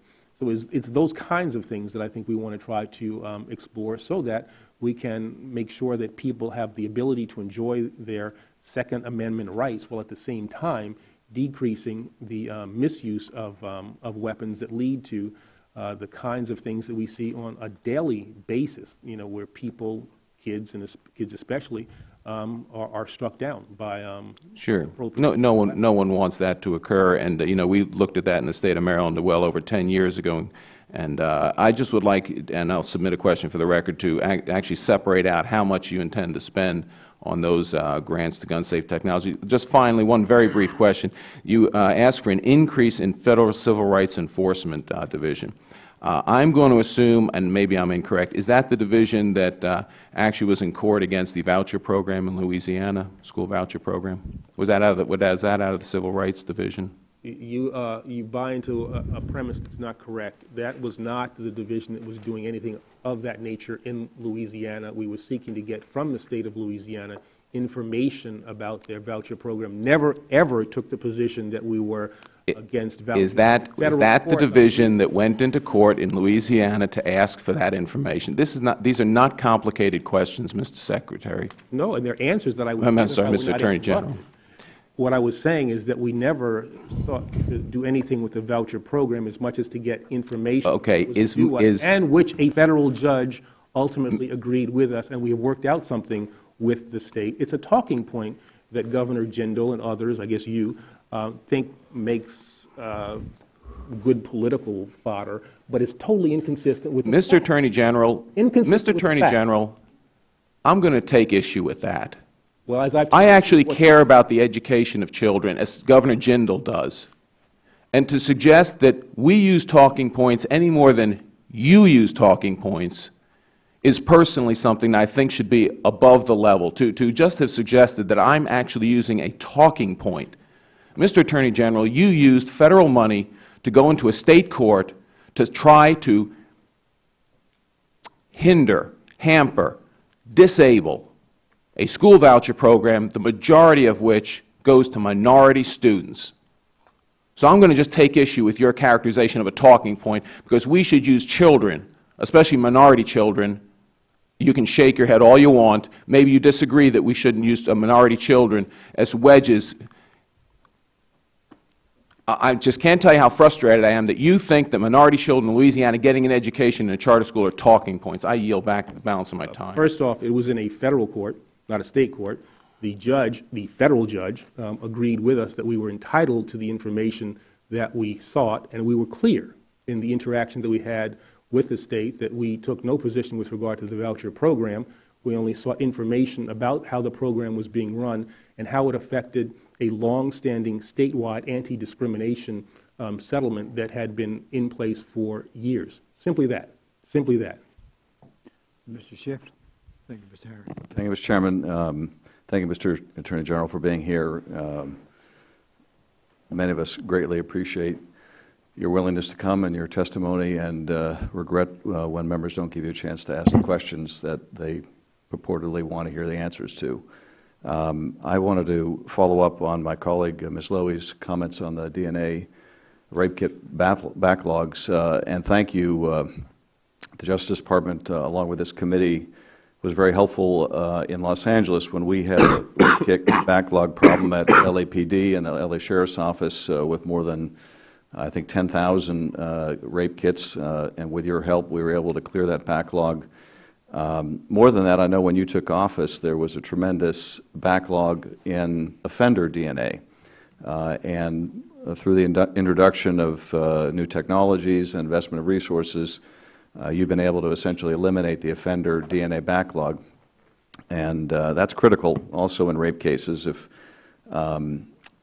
you go ahead and you test the rape kits, they're only going to be as effective as the offenders that match them in the database. So eliminating that federal backlog was very important, and we greatly value your efforts to eliminate the backlog in the states as well.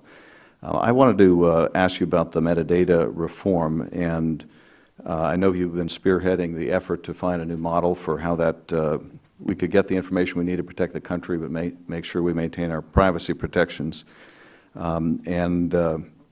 I think the plan the President announced a week or so ago is exactly the right direction to go in. The one difference, I think, substantial difference between what the President has proposed and now a bipartisan proposal out of the Intelligence Committee is that the Administration's proposal would have the court review a request to query the telephone companies on a suspect number before the search is done, in the absence of an emergency or exigent circumstances. I think that's the right approach. There is a bill from the committee now that would require that would allow the government to go to the providers before getting court approval. But as I understand, the Administration has already put into practice the prior court approval, and we've had now the benefit of some weeks of experience with that. And I wanted to ask you, have you noticed any problems with that? Have there been any difficulties? And if not, does it make any sense to move backward to a model where you can search without getting prior court approval? Well, I think that the proposal that, or the new processes that we are using have proved to be effective.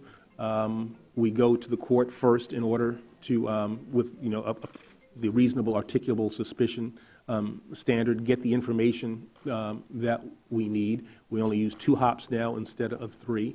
And I think I've not heard any negative reports, though I have to say that I agree with the legislative proposal that you have made, and it's consistent with what the President talked about our need to have that emergency capability for the ability, as we have now in a variety of other FISA circumstances, the ability to get information on an emergency basis with perhaps some subsequent court approval and review, just to ensure that we can have all the tools that we need to keep the American people safe and to deal with those emergency situations where they might arise.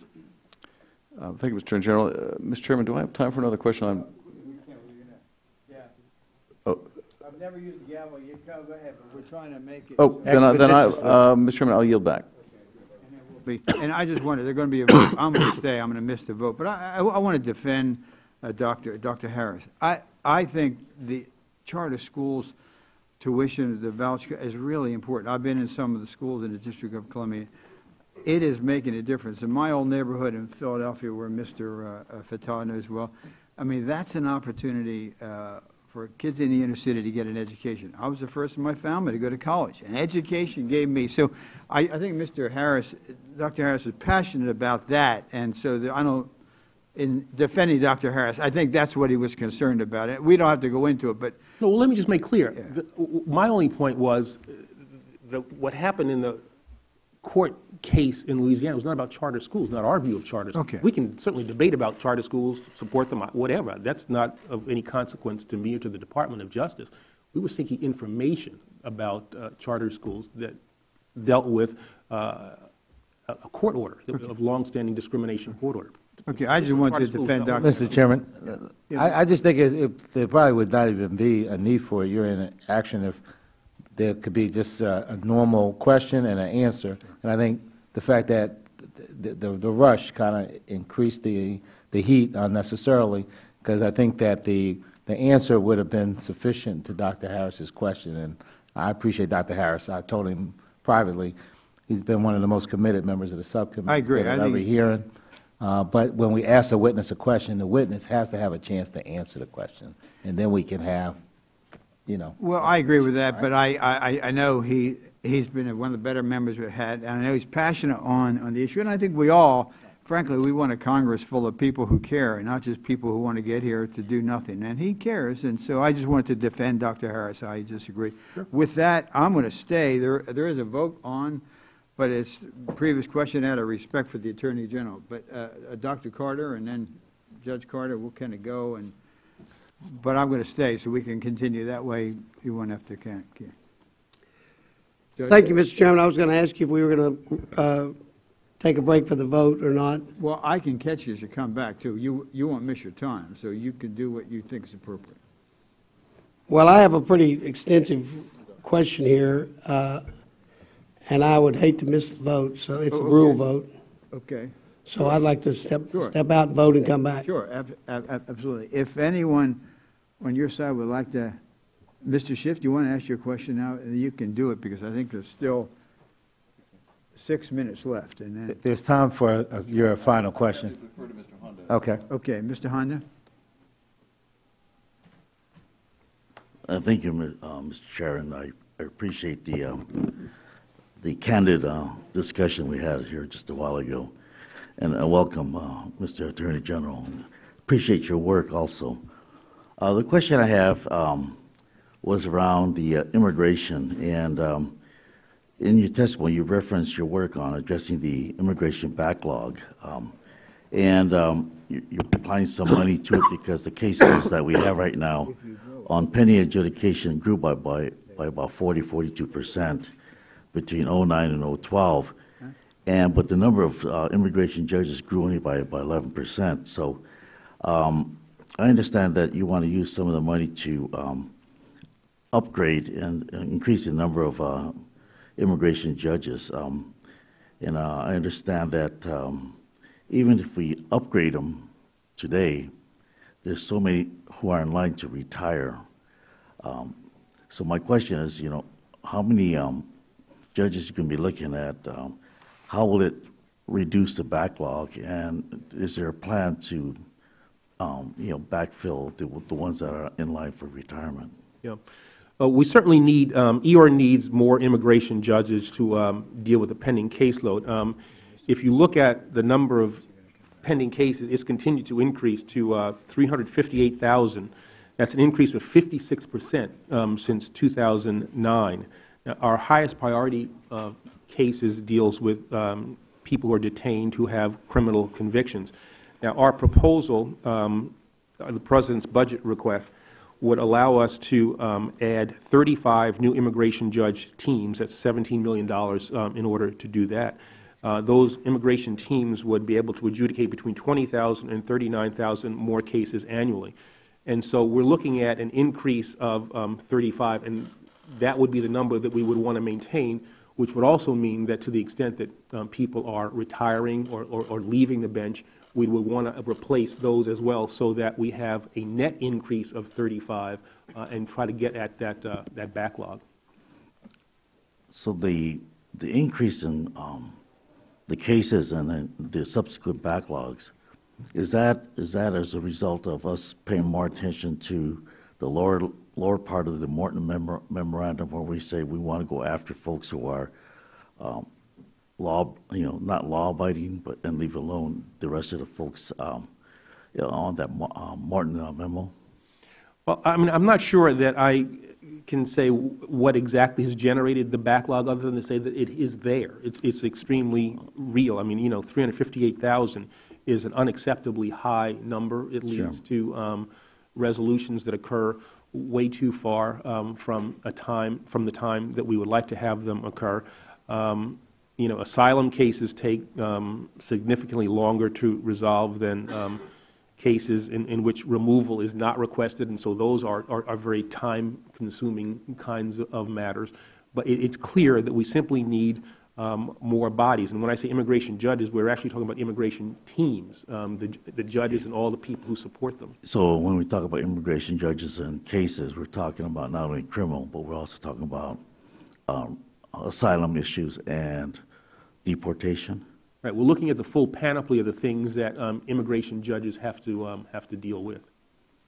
So if, because many of the deportation cases that I've heard about does not go through a court process, it sounds like, and it feels like that they're denied that process in terms of being adjudicated before they're decide whether you can deport them or not, whether they fit some of the executive orders that we say we can keep some folks here or not, or whether some of the folks are dream youngsters and their parents are being deported, whether we want to use, put them through the adjudication process to see whether they should stay or not.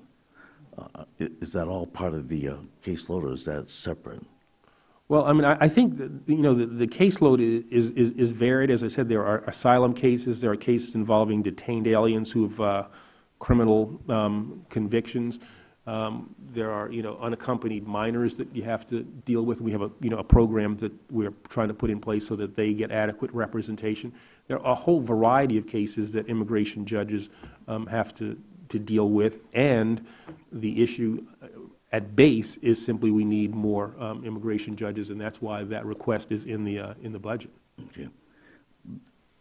In that process, do we provide any kind of training or assistance to those who are non-citizens in terms of having them understand the process of our judicial system so that they're properly handled? And do we have language considerations when they're being worked with or they're going through this process so that they understand their rights and the things that are going on? I know that we have tried to make efforts to deal with the language issues that exist for people who find themselves in our immigration system. It is something that we have tried to focus attention to and resources on. You cannot have a meaningful process unless somebody understands what it is they are what they are in the middle of. And so we've had to try to increase our language capability, and that is also something that is costly because we're dealing with, predominantly maybe one or two languages, but the reality is we deal with a variety of language capabilities that we have to have. Well, my sense about your stance on due process is that you want to do the best that you can, and that's costly, and I'm not sure that you get all the resources you need. Perhaps we can talk more about that later. On the rape kits, I understand there is about 400,000 to 500,000 kits sitting in the evidence room waiting to be processed.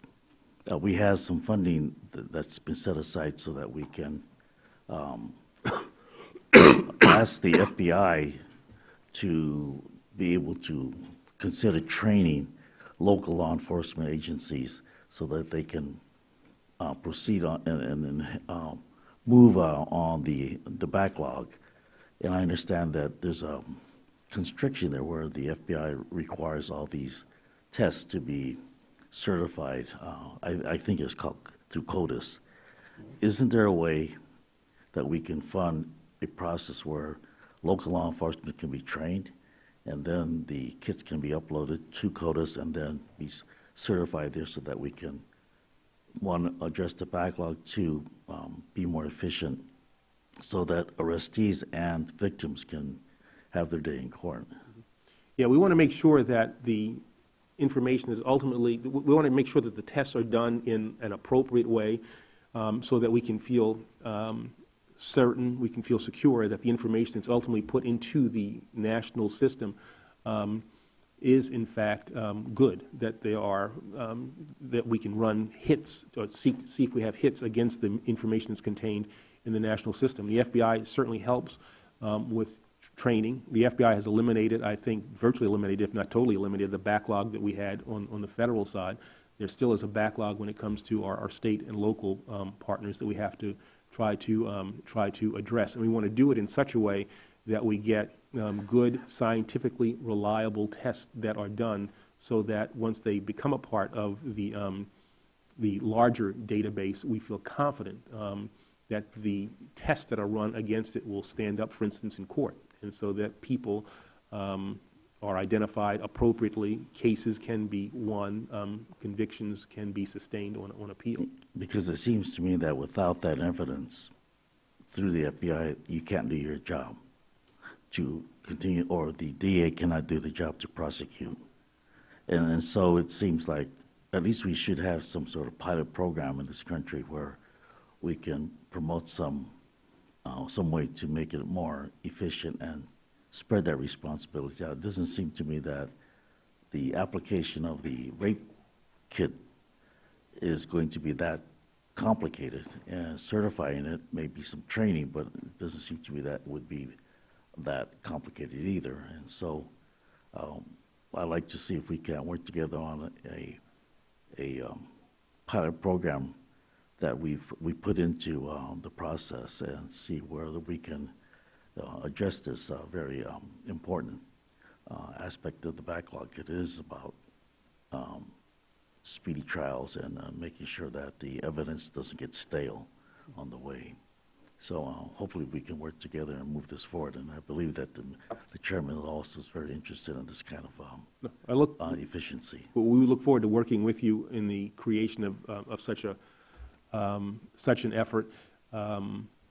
Because I think there have to be ways in which we can be efficient, be creative, and at the same time be rigorous in making sure that the tests that are done are scientifically secure and will be evidentially sound. And there have to be ways in which we can do that. And so as we look at this backlog, we will try to make available the resources of the federal government to assist our state and local partners, and maybe through some pilot program, as you've suggested, we can do that. Yeah, Mr. Chairman, the last comment would be, if we're successful in this and we move forward, I suspect that you're going to need more help in terms of prosecution, and because the other half is, once it's determined, then the other half is going to be expensive too. So understanding that we may have to think about how we cover that cost. Well, You raise a good point, sir, and that is one thing that I think we always try to think about as we make our budget proposals. We have to look at this comprehensively, because the possibility exists that we could create substantial numbers of new cases if we were to be successful in reducing the backlog, which is a good thing. But we want to have the capacity to process these cases, to try these cases, which are at this point are going to be mainly at the state and local level. And so that means that I think we want to probably have the ability through our grant making perhaps to support those efforts. But we have to view this comprehensively. We can't simply fix one part of the system, because it will have an impact on other parts of the system. Yeah. Thank you, Mr. Chairman. Yeah. You could take some settlement money that was discussed and use it, and I think Mr. Yeah. Hunt is a good point. Mr. Amity? Thanks, Mr. Chairman. General, I represent most of Nevada that does not include Las Vegas. And I want to sensitize you to a thing that's been going on in the Department of Justice since the Bush administration, and that is what I call discrimination against resort cities. There is presently discrimination against resort cities. Okay. All right. There is presently in DOJ administrative guidance, not a regulation, not a statute. Stay away from places like, and it names a few places in my state and other states, for conferences, trainings, meetings, stuff like that. Now, I understand with other agencies the sensitivity over the last few years when people go to places and pay for dance lessons and exorbitant food costs and all that other sort of stuff, which is a bad thing. But I also know that for instance, and I'm sure this plays out in other areas, that one of the primary factors in deciding where to have a training or a conference or a meeting should be value to the taxpayer. You've testified here today talking about scarce federal resources. And I want to sensitize you to some instances, because there are a couple of organizations that are actually in Reno. National Judicial College. DOJ is involved with funding for training for judges in various areas. National Council of Family and Juvenile Court Judges. Both happen to be located in Reno, Nevada, have been for a long time. Don't know why they picked there, but it's a long time ago, before you or I were hanging out here on a regular basis. That have experienced, since the Bush administration, guidance in DOJ admin policies that says you must avoid these locations. And as recently as 2 weeks ago, got a call from somebody who said, who's in the resort industry, we can't hold our meeting or our conference or our training in your facility because it happens to have a casino attached. And so, my sensitivity lesson here, if I could, is I sit here and look at this stuff and it's like, listen, I expect that when we talk about, especially in an appropriations context, scarce federal resources, Department of Justice doing more with less, all that, that one of the primary drivers would be, how much does it cost to go there?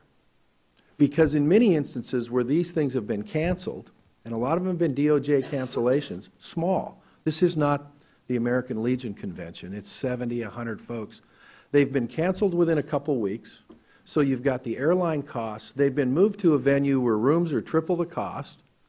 And also, I'm not a convention person, but you know, the price of a gallon of coffee and all that stuff, where it's like, under the guise of avoiding an appearance of, we did it in a casino, oh my God, that the cost went up triple. To what?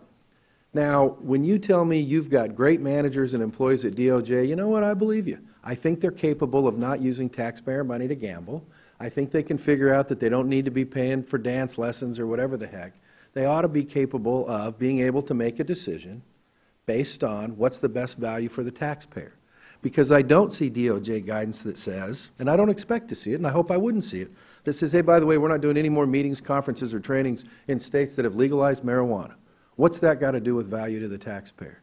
Or states where, you know, some members have talked about, you know, unacceptable civil rights backlog or whatever, where it's like, we're not coming to your town because we don't like the whatever. Hopefully, we can get to a point where it's like those decisions are made on the best value to the taxpayer, and it happens to be a place in Nevada or Oklahoma or wherever that if somebody says, how come you're there, you can say it's because guess what? Rooms are $80 a night. They got the best deal. It was the best price. And, by the way, we're not using taxpayer funds to go, you know, I mean, anywhere you go's got a bar in it. I mean, are we going to be talking about we can't go to your venue because there's you kind of get the gist. So in sensitizing that to you, I would like to be able to provide you the guidance that's been in DOJ since before you arrived and have a point of contact to work to say, listen, I don't want to make your management decisions for you, but when I see a discrimination that's been pretty ongoing in the 30 months I've been here, numerous cancellations, and not just DOJ, but you guys are the ones who have it in writing, that I'd like the opportunity to work with you. It's not a regulation or a statute. I don't think we need a law. But to sensitize somebody in DOJ to, listen, if you can defend it on the best value to the taxpayer and you're not giving out rolls and nickels for the slot machine, then let them compete with everybody else in. Just off the top of your head, would that be something that we could work on? Sure. We have, you might have seen cancellations of DOJ conferences as they probably happened around the country because of sequestration over the last year or so, where we had to bring down certain conferences. But we don't forbid the use of any location. We do counsel components to pick cost-effective locations, but we have held DOJ events in Nevada. You're right about, the Judicial College and the judges' training facility that exists in Reno. So we don't have any, at least as I understand it, any prohibitions that exist with regard to Nevada or with regard to Nevada. And so to the extent that you have those concerns, I'd be more than glad to talk to you about those. We'll provide you with the guidance that we have with whoever the appropriate point of contact is, just to say, listen, not asking for any favors, Sure. Just want to compete straight up on a cost-benefit value basis. Sure. That's fine. Thank you. I yield back, Mr. Chairman. Thank you, Mr. Ahmadi. There are a number of issues I'll just submit for the record on the marijuana issue, but in February, the Treasury and Justice Department issued guidelines for financial institutions to allow them to provide services to marijuana business. At this point, many in the banking industry seem unwilling to accept such business, and given they would be providing services to those previously classified as felons and would have to be sure customers were within the law, it is easy to understand their reluctance to stick their necks out. I do appreciate you agreeing to meet with the head of NIDA. We will be in touch with her office. Could you give me a call after you sit down with her? Sure. It was one of the most impressive testimonies on this issue, and it deals with particularly young people. It deals with the impact on. Well, anyway, you're going to meet with her. We can. Sure. I'll give you a call afterwards. Great. Thanks so much.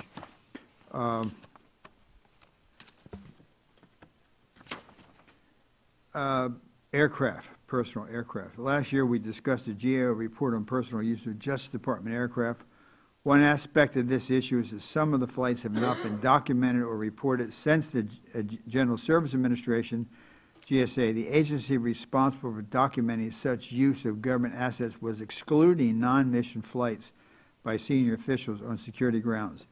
A recent report released by GAO recommended that GSA change this procedure and identify when any such grounds are listed as justification for such use. GSA has agreed to the recommendation. While changes in reporting have yet to be implemented, are you ensuring that all such flights by DOJ will be reported to the GSA? Yeah. This is one my staff keeps telling me to take it easy, but this is one that gets me. So sorry, guys. That's okay. You can. I mean, we want to hear from you. I'm going to show some emotion. That's okay. Go ahead.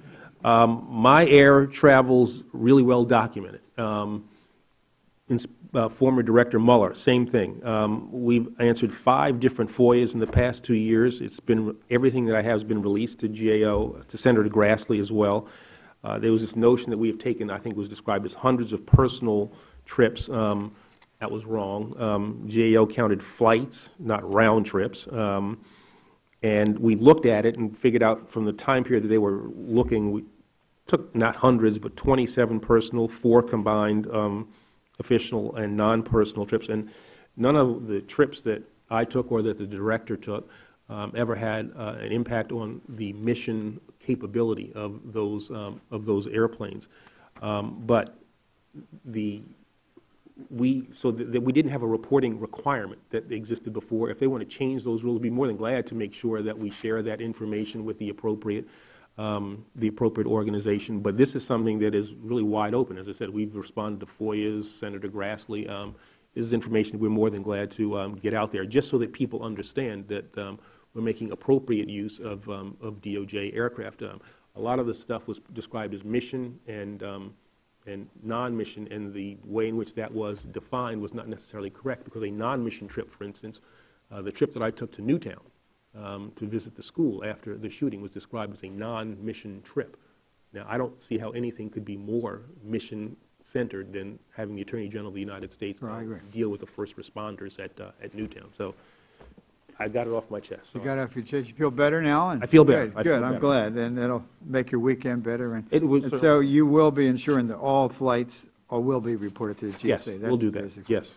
On February 24th, you asked Congress to create a strong national standard for quickly alerting consumers whose information may be compromised by cyber attacks, such as the recent attacks on Target and Neiman Marcus. What specific recommendations do the administration and the Department of Justice propose? Well, I think first, with regard to reporting of breaches, that we should have a uniform standard so that businesses understand when they have an obligation to report to the appropriate authorities when there have been data breaches, and so that the public is aware of these breaches. And also, it would mean that I think businesses would understand what category of things they need to report and which category of things they need not be concerned with. Some greater degree of uniformity so that the American people can understand both the nature and extent of the problem and whether or not they are personally affected by a breach. And so we think a national standard working with Congress would be something that would be appropriate. Is there any legislation coming up? I think we're going to try to work on a proposal, and we'd like to work with Congress in dealing with that. It's something that I talked about in one of my, I guess, a speech I recently gave, or maybe it was one of the tapes that I did, my weekly tapes. But we would come forward, we were prepared to come forward with a proposal. Have you been out to the FBI Center where they list all the companies and individuals, everything who have been hit by the Chinese? Have you seen that? I've seen those reports. But have you been out to the center? Yes. Yes. Yes. You might want to go again, so your memory is, it's pretty impressive. I mean, I think the Bureau, but this is, as Director Mueller said, as former Director Mueller and Comey, this is the Chinese, Russians, organized crime, and you might want to go out again and take a look at it, because it's so comprehensive that I think it's, if the American people could see that list, they would be shocked. Last week, you sent the committee the report required by Section 516 of the FY13 Omnibus on implementation of new procurement practices for technology, hardware, and software to be used in agency IT systems. It appears this implementation has been adopted and procurement officers are up to speed in helping ensure U.S. government systems are not vulnerable to sabotage or cyber espionage. Your report indicated that 7 IT procurements were canceled as a result of the risk assessments of the committee. Could you characterize the nature of the threat we are facing and the impact these standards are having? Well, I think that the standards that were put in place have been useful to us, and we have tried to follow them. As you've indicated, there were steps that we took to cancel, I guess, things that had previously been contracted for. You know, this concern that we have about cyber intrusions and cyber threats is something that has to be a primary concern for any Attorney General, I think for any agency head. We factor those kinds of concerns into our procurement of technology. We work closely with the FBI, and I think our standards are pretty high. We have sent out guidance to the field, procurement guidance, so that we comply with the provision in the omnibus, and we want to work with you and the committee going forward so that we can figure out how we can best protect against these risks. Do you think it would be helpful to have, going back to the previous question, it would be helpful for Target and Neiman Marcus, would it be helpful for the government to notify the Congress, notify one committee as to what agencies have been subject to cyber attacks, so that there's one place where we can see the intensity of what the Chinese and et cetera are doing? Yeah, I think that, as I've said, I think with regard to the private sector, there needs to be a reporting requirement. I would put in that same that same concern or that same scheme government agencies as well, so that to the extent that there are breaches, those are shared, and we can work out where those would go. But yeah, a place, a repository where consumers, members of Congress have the ability to see exactly where those, what the targets are, what kind of information might have been compromised.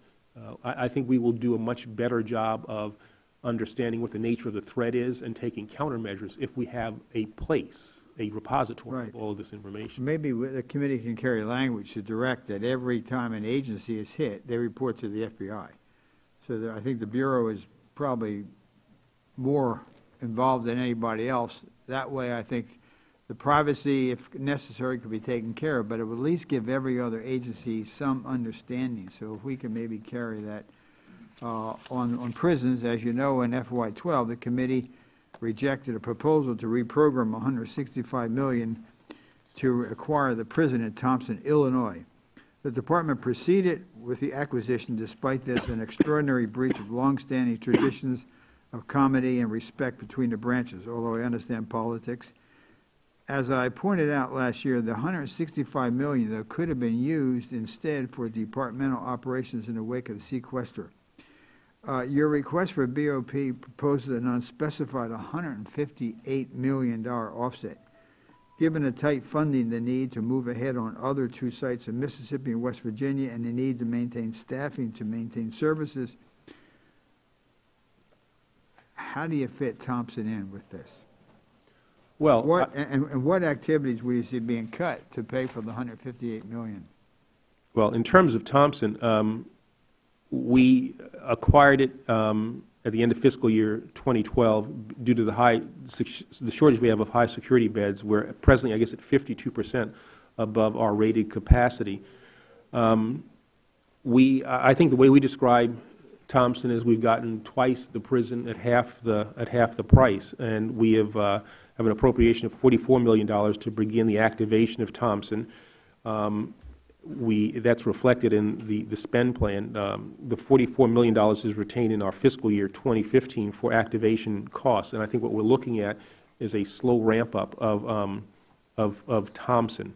We hope to hire a warden, I think, in May. That is the plan, followed by the hiring of a unit manager, food service, and medical staff. Ultimately hiring up to 290 staff, and to begin bringing in the first camp inmates in the July-August time frame. We think that was a very good expenditure of a good acquisition, where we got a facility that's going to help us with those high security needs that we have, and do it in a cost-effective way. Were you a Boy Scout? Yeah. You take your Boy Scout pledge that you will make sure that this thing plays out. There are going to be differences, that there will never be anybody from Guantanamo Bay there? I promise. 3 fingers, that's Boy Scouts. We're going to go to Dr. Carter, and then we're going to go to Mr. Fatah, and then we're going to go to Dr. Carter. Judge, we're going to go to Mr. Hamilton. All right, thank you, Mr. Chairman. Let me congratulate the administration on the 49th consecutive month of job growth, averaging around 200,000 a month, and close to 9 million new jobs over this stretch of time. One of the questions before your department is how to protect American jobs in terms of intellectual property. And you've been doing a great deal of work in this regard, but obviously there's more work to do. We have, in the World Economic Forum, they said that the U.S. economy is an innovation-based economy. That the essence of how we have created the wealthiest country in the world is through innovation and new ideas. And so protecting the intellectual property of American inventors and companies is critically important. The Chairman has been focused aggressively on this question of cybersecurity, not in the sense of the NSA, but in the sense of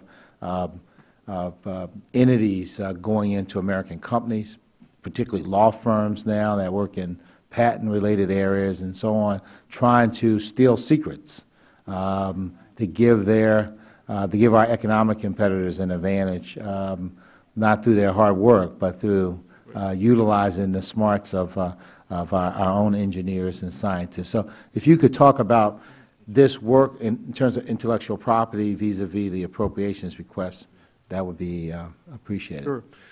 This is something that is, again, a priority for us. Our budget request provides for a total of $42.1 million for intellectual property enforcement spread among our criminal division, the FBI, our Office of Justice Programs, and U.S. Attorney's offices. And this represents a 7.7% increase over fiscal year 2013 levels. We really increased our enforcement efforts not only to safeguard the economic growth and well-being of our country, but also to protect public health and safety, which is also something I think people have to understand, that this intellectual property theft and the distribution of substandard parts or in medicines has the ability to have a negative impact on public health and safety.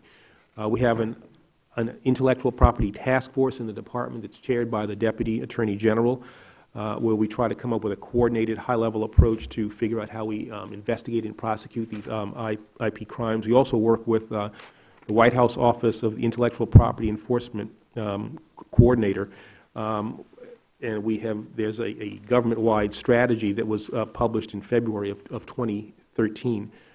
We have made the investigation and prosecution of trade secrets really a top priority. So we want to work with Congress to ensure that our criminal IP laws keep pace with the new technological and emerging trends that we see. These are laws that have to be looked at, I think, periodically, given the rapid pace of change that we have, given the new threats that we are confronting, and we would hope to be able to not only have our budget requests met, but also look forward to working with members of Congress to make sure that our laws are kept up to date as well. Now, after Sandy Hook, there was a push for more states to supply data that they had not yet supplied in terms of people who are already prohibited from purchasing firearms, that is, people who meet one of the circumstances that would prevent them. I know in my own state that hundreds of thousands of names that had not been supplied were then supplied after Sandy Hook. Can you tell us the status of where the National Incident Background, in terms of state compliance with the submission of names? That's something I think, just to be accurate, maybe I'd want to respond to you in writing after I've had a chance to look at what we think the compliance rates are. I think that one of the things that was certainly of concern after Sandy Hook was where we stood with regard to the number of the amount of information that we were getting from the states. And so I think, just as I said, to be accurate, I'd want to make sure that I have an ability to look at and just make sure that we were giving accurate information. We have certainly done what we could with regard to the grants that we have made available to enable states to have the financial capacity to make this information available to the NICS system. But I'd want to, as I said, have an ability to look at where we actually stand in that regard. Well, I was I went out to the Joint Terrorism Centers in Virginia, and it was amazing to see many of your agencies arrayed there working together in terms of the effort, the national security effort. One of the things that we know, there had been a challenge around whether someone on some of their lists could be prevented from the purchase of firearms given our laws. And I know there's even was in one of the Al-Qaeda training videos, the notion that, you know, one could just walk into a gun store and make a purchase here in America, which, you know, so reconciling the rights of Americans to purchase firearms and your responsibilities to protect Americans from harm. I know you face a lot of challenges. Is there any progress on this particular question of whether or not someone whose name may appear on, for instance, the no-fly list or some other subset of lists could be in any way lawfully precluded? Yeah. I mean, that's something that we are still, I think, in the process of working through. There are investigative reasons, or at least arguments, investigative arguments made as to why you don't want to have those lists necessarily merged. There are different views within the various agencies, so that's something that we are still trying to work our way through. With regard to that first question, I can at least share some information with regard to the numbers that we have. The records contained in the NICS index system has more than doubled from about 5.2 million records as of early 2008 to about 11.4 million records as of the end of March of 2014. The number of records provided by federal agencies has increased over 70% from about 4.1 million to nearly 7 million records, and the states have posted an increase of 302% in the number of records submitted from just over 1.1 in 2008 to 4.4 in 2014. State agencies' submission of records of persons prohibited from possessing a firearm for mental health-related reasons has increased by 678%, from about 410,000 records in 2008 to nearly 3.2 million records as of March 31st, 2014. So substantial progress has been made with regard to the acquisition of that information that is now a part of the NICS system. Well, thank you. I think it's obviously doesn't even need to be stated. Unfortunate that we need to have a Sandy Hook circumstance for states to supply this information. My own state had not supplied this information, but then after the incident did. But these are people under our laws should be prohibited from the purchase or ownership of firearms, but they can't be unless the names are in the database. So I'm very pleased that the state of Pennsylvania, and obviously based on those numbers, a lot of other states have complied. And this shows the public that even though there's still a lot of work to be done, some progress is being made in this front. I was looking over the actual budget request in the President's budget submission, and you have about $2.1 billion for support for state and local and tribal governments, which is obviously critically important because a lot of the actual work done on these issues are done at the state and local level. And I did want to mention that I see that there's a proposed $58 million in the budget, which would be a reduction of $30 million in the youth mentoring line. Now, this is an area that the subcommittee obviously will disagree with the administration, and this is an area that I think is the only area that's seen an increase in each of the last 4 years. It's something we are very focused on. So, but we're going to work through your appropriations request, and we want to support the great work that's being done by the department. I yield back, Mr. Chairman. Thank you, Judge Carter. Thank you, Mr. Chairman, and Attorney General Holder, welcome. Before I start, General, you and I are both lawyers. You're the top lawyer in America, according to what we address you. You're the #1 lawyer in the federal system, and I was just a poor little small-town district judge, but we both have been involved in seeking evidence from witnesses. And I'm sure you already realize there's a whole lot of difference between whether we seek evidence here and the way we would have an opportunity to seek evidence in the courtroom. Because, quite honestly, answer one question, the witness can go into a soliloquy and there'll never be another question to ask. So I'm going to ask you a long question with a series of questions contained therein, which would probably be objectionable in a court of law, but unfortunately that's the way it works here. So I just wanted to point that out to you. I've got questions about Fort Hood. If you were listening or watching, you saw that the reporters were continually asking, when will the FBI be here? We heard a report from Dallas that FBI agents were on the way. I'm sure there were FBI agents on the way from Austin. So the FBI was coming, is what it was on. Some were here. There was the next press conference. In the 14, this recent shooting, who, in your opinion, will take the lead in the investigation of the 2014 shooting? The FBI, or the CID? When will that decision be made as to which one will do that? And who makes that call? You, the SecDef, the President? How was that decision made in 2009, in 2009? Who makes that call? Were DOG and its resources pulled from the first Fort Hood shooting based upon a political decision to classify that shooting as workforce violence? Who made the call to treat the 2009 shooting as a workplace violence as opposed to an act of terror? Being a fine lawyer, I'm sure you're very familiar, since you're fighting our terrorism in this country, with the definition of terrorism under 18 U.S.C. 2331, 2332 A and B. Did the DOJ discuss with the DOD the classification of the event in 2009 as to whether or not it was going to be an act of terrorism? It seems implausible that two of our top agencies would not have a conversation about that. I know that ultimately you made a statement that this was a DOD classification.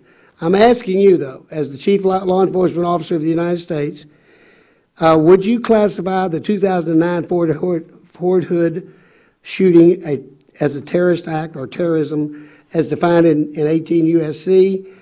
Had the 2009 Fort Hood shooting occurred at DOJ headquarters and therefore fully under your jurisdiction, would you have categorized that as a workplace violence event? And finally, how have jurisdictional lines between the FBI, CID, and other law enforcement agencies been defined when criminal acts are taking place on a military post? And in light of the recent base shootings, should we clarify investigating these responsibilities? Well, with regard Lots of questions, sorry. The White House confirmed, I guess, on Wednesday night that the Department of Defense was in the lead with regard to the investigation. It doesn't mean, however, that the FBI will not try to assist in any way that we can with regard to for our forensic capabilities, agents. We will assist in that regard. With regard to that workplace violence designation, that was based on a DOD assessment. I understand your concerns, but I would refer you to the Department of Defense for questions. And I think, interestingly, Chairman Wolf and Ranking Member Fattah appropriately raised these questions back with DOD in a May 2013 letter, which acknowledged, and I quote, that the Department of Defense and Army have designated the attack by Major Nidal Hassan as, quote, workplace violence. It was something that determination was made by DOD as opposed to DOJ. Would you mind answering my question that I asked you? Had it happened at your headquarters, how would you have classified it? Well, I mean, again, you'd have to look at the totality of, the circumstances and understand. Well, for the sake of the question, assume the exact scenario that happened at Fort Hood in 2009. You have a person of Islamic descent screaming Allah Akbar. He was a member of your staff, and he starts shooting, and he wounds some 30 people and kills 13 or 14 of them. Would you still take that as a position that it was a workforce violence act and therefore not under our terrorism statutes? Well, again, it would depend. These are fact-specific things, and so it would depend on what the person's motivation was. Was the person a follower of Alaki, as Hassan was? Was the motive for the shooting an attempt to follow the teachings of Alaki, as opposed to some kind of workplace problems that you had with your colleagues? Yeah, I could see how that would be classified as a terrorist incident if it had happened at the Justice Department. But again, it depends on the facts situation, and I don't know all the factors that went into the DOD designation. That was not one that we made. It was one that they made. I'm not familiar with all that they did. I agree with you. Facts are important. That's why finding out about facts are important. But I just happen to have a copy of the code here. You don't have to be involved with the Islamic situation at all to commit terrorism in the United States, do you? No. No, it's not. It's a defined statutory thing. It's pretty simple. involves acts dangerous to human life that violate federal or state law, appear intended to, 1, intimidate or coerce a civilian population, 2, influence the policy of a government by intimidation or coercion, or 3, to affect the conduct of government by mass destruction, assassination, or kidnapping. Doesn't say anything about a relationship with. Now, international terrorism does have a definition of somebody outside the country being involved. But I just first asked you, would you consider it a terrorist act if it happened in your office? Again, I'd have to, I don't know, I'm not as familiar with what happened at Fort Hood the first time as the people at DOD were, and I'm a little hesitant to, in essence, second-guess the assessment that they made. I'm not asking you to second-guess their assessment. I'm concerned, if you're the top enforcement officer for the United States of America, and there's a clear definition in the U.S. Code, and it's expanded. I didn't read all of it. But that's a clear definition in the U.S. Code. And if somebody started shooting people in your office, multiple people screaming out some kind of political comment, I don't care what it is, would you have automatically said, well, this unfortunately is a civil workforce violence problem we've got here? No, I wouldn't say that at all. I mean, it certainly could be a terrorist act. It would depend, again, on the facts. And those are the kinds of determinations that we would have to make. And the truth is, if it happened, it really wouldn't be of any consequences as it related to your office, because the term workforce violence has consequences under the DOJ, but it doesn't have consequences. And terrorism, the term terrorism has consequences, I'm sorry, DOD. Both those terms, what it's called, has major consequences on the lives of those involved. And that's the real issue I have been concerned about since day one. A simple declaration by the administration or the Army, public or private, that says it is a workforce violence act takes 24 people and puts them in a category where they don't get certain benefits from the federal government as a result of them serving their country and being shot and killed or injured. That's why I'm asking this question, because I think we ought to at least acknowledge that there's a clear definition under federal law. And by the way, Texas has one under state law that says, I think clearly that the act was terrorism. Whether international or not is up for dispute. But the act was terrorism. And so that's why I ask you for your help. I understand you don't want to answer the question, and that's fine. But I ask you for your help. I think I've probably used my time. If the judge would just yield for a minute. If I have any time to yield. I've joined with you in your legislative effort in this regard, and I agree that clearly this was a terrorist act. I think the point is that it was determined, the first determination was made by the Department of Defense. As the Congress, we can change that, and we should. And because as was the case on people who lost their lives on 9/11 or at the Pentagon, this was an act by the statement of the perpetrator himself. That's right. So there's no ambiguity. And I agree, Mr. Fattah. I'm looking for reinforcement from the top lawyer of the United States. That's all. Thank you, Mr. Chairman. I appreciate it. Thank you, Judge Carter. And following up on what Judge Carter said, I agree with him. And you were here last year. In fact, as I remember, you stayed around and you spoke to some of the individuals. Boy, they've really gone through a tough time. I just saw an article today, and I listened to it going home last night. Kimberly Munley was shot 3 times, taking down Nidal Hassan. Then she got laid off. Yet she never stopped fighting for the victims of military betrayed in that shooting. And I think what Judge Carter's saying, I mean, your relationship with the president, probably you have a better relationship with the president than most of the cabinet members. Well, you do. I mean, you do. There's nothing. You're not. Denying it. You do. Why don't you take this back? It was not workplace violence. The people have been hurt. They still contact my office. Some of them. One of the women has moved to Northern Virginia area.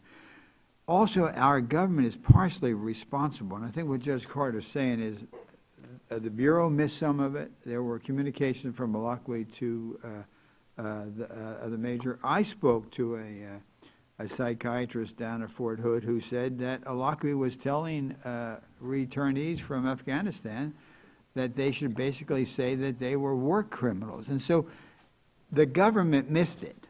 And so if I would ask you on behalf of Judge Carter, if you would take it back, I think we can't change what took place in 2009. I mean, we wish we could. It's kind of like when you see something, you say, oh, if only. But I think you could go a long way to healing this. And so and we did do a letter, and we're not banking, we're not going to dock you $1 million for this letter, but we sent a letter on March 15, 2013, signed by Mr. McCall, Mr. Carter, and myself, with a lot of questions on this, and we never got an answer. I would ask you on behalf of Judge Carter, but more so, and I think Dr. Carter, Judge Carter, on behalf of those who were wounded and the loved ones who lost, would you go back and speak with the President to ask, and also Secretary Hagel, who lives out in my congressional district, that they would look to redo this in such a way now, because the case is over, whereby these individuals who were wounded and the family members could be treated in a much more appropriate way. Could you take that up with the President? All right. Well, I will. It's a general question, so I'm not asking you to specific of what we're going to call it. Just, we have to close this chapter. We have to do it for the people. And, you know, it says in the Bible, do unto others. Jesus says, do unto others as you have them do unto you. This is purely, if you and I were in that circumstance, we would feel this sense of injustice. And I think what Dr. Carter, Judge Carter, is trying to do is to represent them. And I think you would have the ability, I'm not asking you to define it, what it would be called, but to see what could be done to heal this wound. And if you could just say, I'll look at it, I'll talk to the President and get back, you can go back to Dr. Carter. But it would enhance your credibility as you leave this department. It would be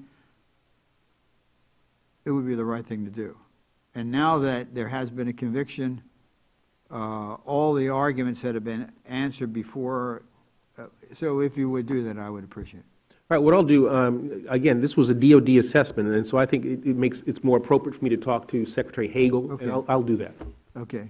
Would you tell him his member of Congress asked you to do it too? Then? Oh, I'll indicate to him exactly why. I think he infers he votes for me too, so if he would do that, I would appreciate it. I'll go to Mr. Schreiner. And Mr. Attorney General, thank you very much on behalf of the families. Thank you. Thank you, Mr. Chairman, and welcome, Mr. Attorney General. In another capacity, Mr. Attorney General, I serve as the ranking member on the Appropriations Subcommittee with oversight over the Securities and Exchange Commission. In a hearing earlier this week, SEC Chair Mary Jo White confirmed that the SEC is investigating high-frequency trading, as well as the New York Attorney General is also looking at this. Can you describe the potential concerns with the high-frequency trading in terms of violations of the law? Well, as I indicated in my opening statement, I've confirmed that the Department of Justice is looking at this matter, this subject area as well. And the concern is that people are getting an inappropriate advantage, information advantage, I guess competitive advantage over others because of the way in which the system works. And apparently, as I understand it, I'm just learning this, even milliseconds can matter. And so we're looking at this to try to determine if any federal laws have been broken, any federal criminal laws have been broken. This is also obviously something that U.S. Attorney, well, the head of the SEC, Mary Jo White, would be looking at as well. So we'll be working, I guess, you know. You will be working together on it. Yeah, I mean, there are barriers that we can't cross, but we'll make sure that these parallel investigations are done in such a way that we don't have negative impacts on either. Now, this new crime, if you will, if it is a crime at the end of the day, is all a direct result of the new technologies available for people to do this in a second, right? Yeah, again, I am really getting up to speed on this, but it is... We all are. Yeah, it is really it is all about technology and how things get routed, and if you learn something 5, 6, 7, 8, 10 milliseconds before, you can do things that others who don't have that capacity can. And so, again, we have to determine whether or not it's a violation of federal criminal law, and at least this Attorney General has to better understand just the facts of these kinds of things. Right. Thank you. Mr. Attorney General, I'm interested in discussing the Innovation Ideas Initiative within the Executive Office of Immigration Review that this committee funded last year, and for which you are now requesting additional dollars. I think this is an important idea. It is extremely troubling to think that we are forcing people to go through removal proceedings with little to no understanding of the system. How is the department using the money appropriated last year, and what sort of impact do you expect it to have? And one of the reasons that a question like this becomes, I think, a little more important than it would have a year ago or so was that there was this sense, and certainly the President wants it to happen, that we would have immigration reform in place by now. And now we're not sure that's going to happen. So then these other associated issues, if you will, or side issues, become just as important as an immigration reform, or almost as important. And so I'd like to hear your thoughts on it. Well, there are a variety of things that we are trying to implement. We are, for instance, dealing with the whole problem of unaccompanied minors and how they are dealt with in the system. We have a program that we have put in place that we are trying to staff up in such a way so that young people can navigate the system in a way that they have not had the ability to do in the past.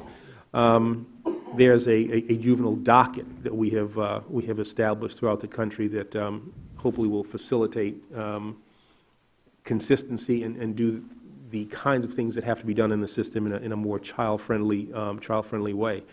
So that's at least one of the ways in which we are dealing with this issue, this whole question of unaccompanied minors. But I think more generally, we're looking at the system and trying to come up with ways in which we deal with people who have mental health issues, a whole variety of things, so that we have a system that is consistent with our notions of due process, so that people feel that they are being treated fairly, and so that we get appropriate results. If we follow the due process way in which we try to conduct our judicial proceedings, you get better results. You get more just results. And so these are the kinds of things that we are trying to make a part of that effort. Okay, and I know that there are limitations as to counsel for people in a deportation situation, but without asking you to go around the law or inside and outside the law, is there more we could be doing to provide some sort of legal counsel, and I'm searching for a better word, so that these cases are better handled? Because, as you know, and you just mentioned, the issue is not just the deportation itself, it's the separation of families, and that has become now a major issue in the country, where most of the American people agree that the separation, the breakup of families is not what they intended to talk about when they talked about fixing our broken system. Yeah, I mean, what we want to try to do is come up with a way in which we have a system that is efficient and that resolves the backlog that I was talking about before as best we can, but at the same time have a system that is perceived as and actually is fair. And, you know, the involvement of lawyers is something that always helps in that regard. The ability to speak to somebody who is conversant with the law, who's familiar with the way in which the system operates, so that you understand what your options are. All of that breeds respect for the system, which is important, but also has a very substantive impact as well. Gives us the ability to come up with determinations that will stand not only the test of time, but make sure that in terms of further proceedings, those are minimized, which ultimately leads to greater efficiencies and smaller costs that are expended. Okay, do I have time for one more question, Mr. Chairman? Last year, the administration was good enough to present for the first time ever language referring to a referendum in Puerto Rico on its political status. And Chairman Wolf and Ranking Member Fatah were excellent in making sure that that language stayed in, because as you can imagine, some folks wanted that language to disappear. Now it's become law, and everybody's aware of it. What is the next step in terms of what has to happen? Is it something that you prod them along in the Commonwealth to accomplish, or something they have to do on their own at the local legislature without your prodding? And I must say that I was very much taken, pleasantly surprised, by the fact that the language clearly states that you will have final say as to what the ballot looks like and what information is on the ballot, and that it meets constitutional requirements and public laws in this country. And that's, I don't know if you're aware of this, you must be aware of it. It's the first time the federal government has played this role. Puerto Ricans have spoken on this issue before, but they've done it amongst themselves. This time the federal government is saying, here's an opportunity, say something. So what's the next step now? Well, you're correct. The appropriation for fiscal year 2014 included, it was a one-time $2.5 million carve-out under the Byrne grant program for objective, nonpartisan voter education about a plebiscite that would resolve the political status in Puerto Rico. Now, the funds are to be provided to the State Elections Commission of Puerto Rico, which has the responsibility of drafting the voter education materials and the plebiscite ballot. The department's role is limited to reviewing those documents and then making the determination about whether they are compatible with the Constitution, the laws, and policies of the United States. But it is the department's role, the department's obligation to make such a determination. Right. And I must say, in closing, that to me there were two points in that language that were crucial. And as you know, because you've become some sort of an expert on it, whenever the issue of Puerto Rico comes up, there are 4 million people, and then there are about 5 million analysts on the island who analyze what it was the federal government said. And it's going on right now. And I assure you, once news gets out that I asked you this question, there'll be another 6 million analysts throughout the states and the Commonwealth analyzing what you said and what I asked and what I said. But there were two key words to me. One was to resolve. And I hope that that continues to be the thought, because resolve means exactly that, resolve. It can't mean, in my opinion, more the same. And lastly, that it meets within constitutional requirements.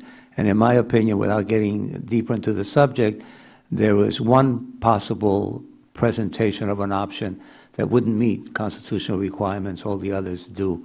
And so I'm looking forward to what they come up with and what your response is. And I must say that you deal with a lot of issues every day. But when there's been a territory sitting around for 116 years, this may not be one of the biggest issues on your plate. In fact, I know it isn't.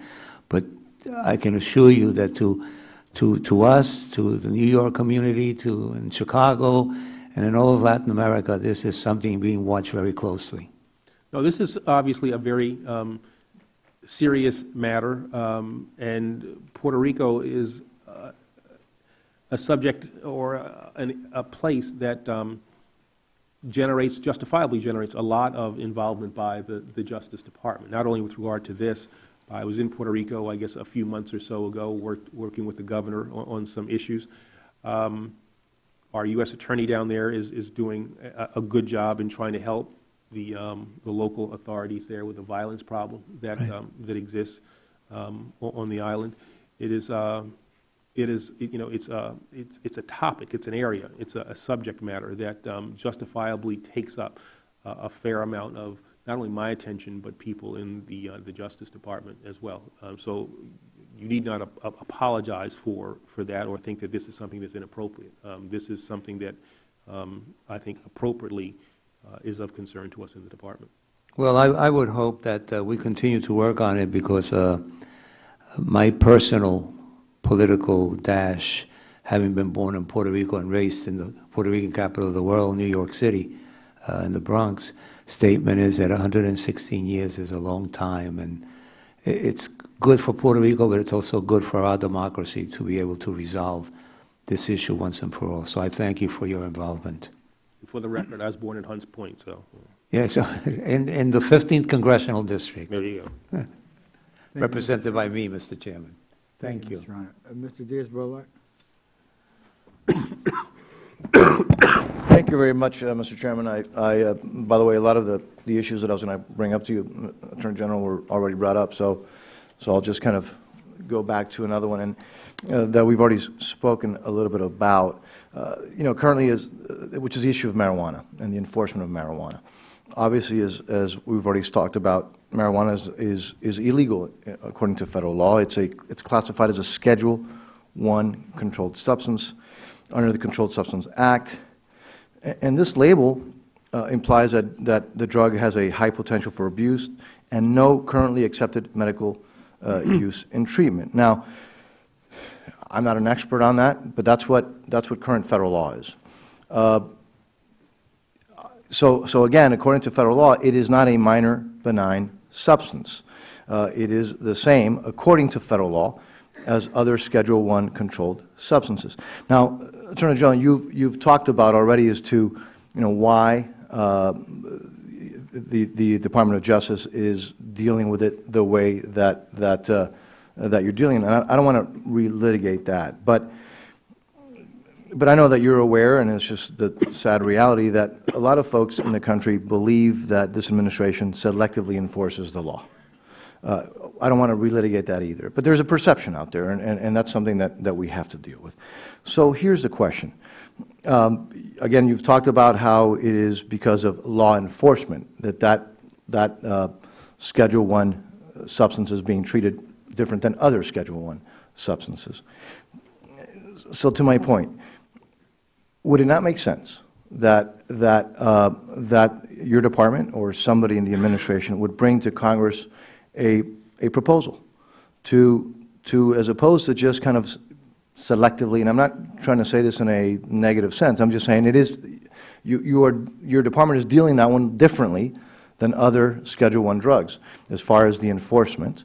You've explained why, but would it not make sense to then change, or at least recommend that you would recommend to changes to either federal laws to the illegality of marijuana, or at least changes to the Scheduled I drugs, so that the American people would be certain that it is in fact, that you are actually enforcing the law, which obviously you say that you are, as opposed to selectively enforcing the law for whatever good reasons it may be. So wouldn't it make sense to come to Congress with some recommendations, some changes, just if nothing else, to give certainty and consistency, and the American people would understand that the law is applied with certainty and consistency?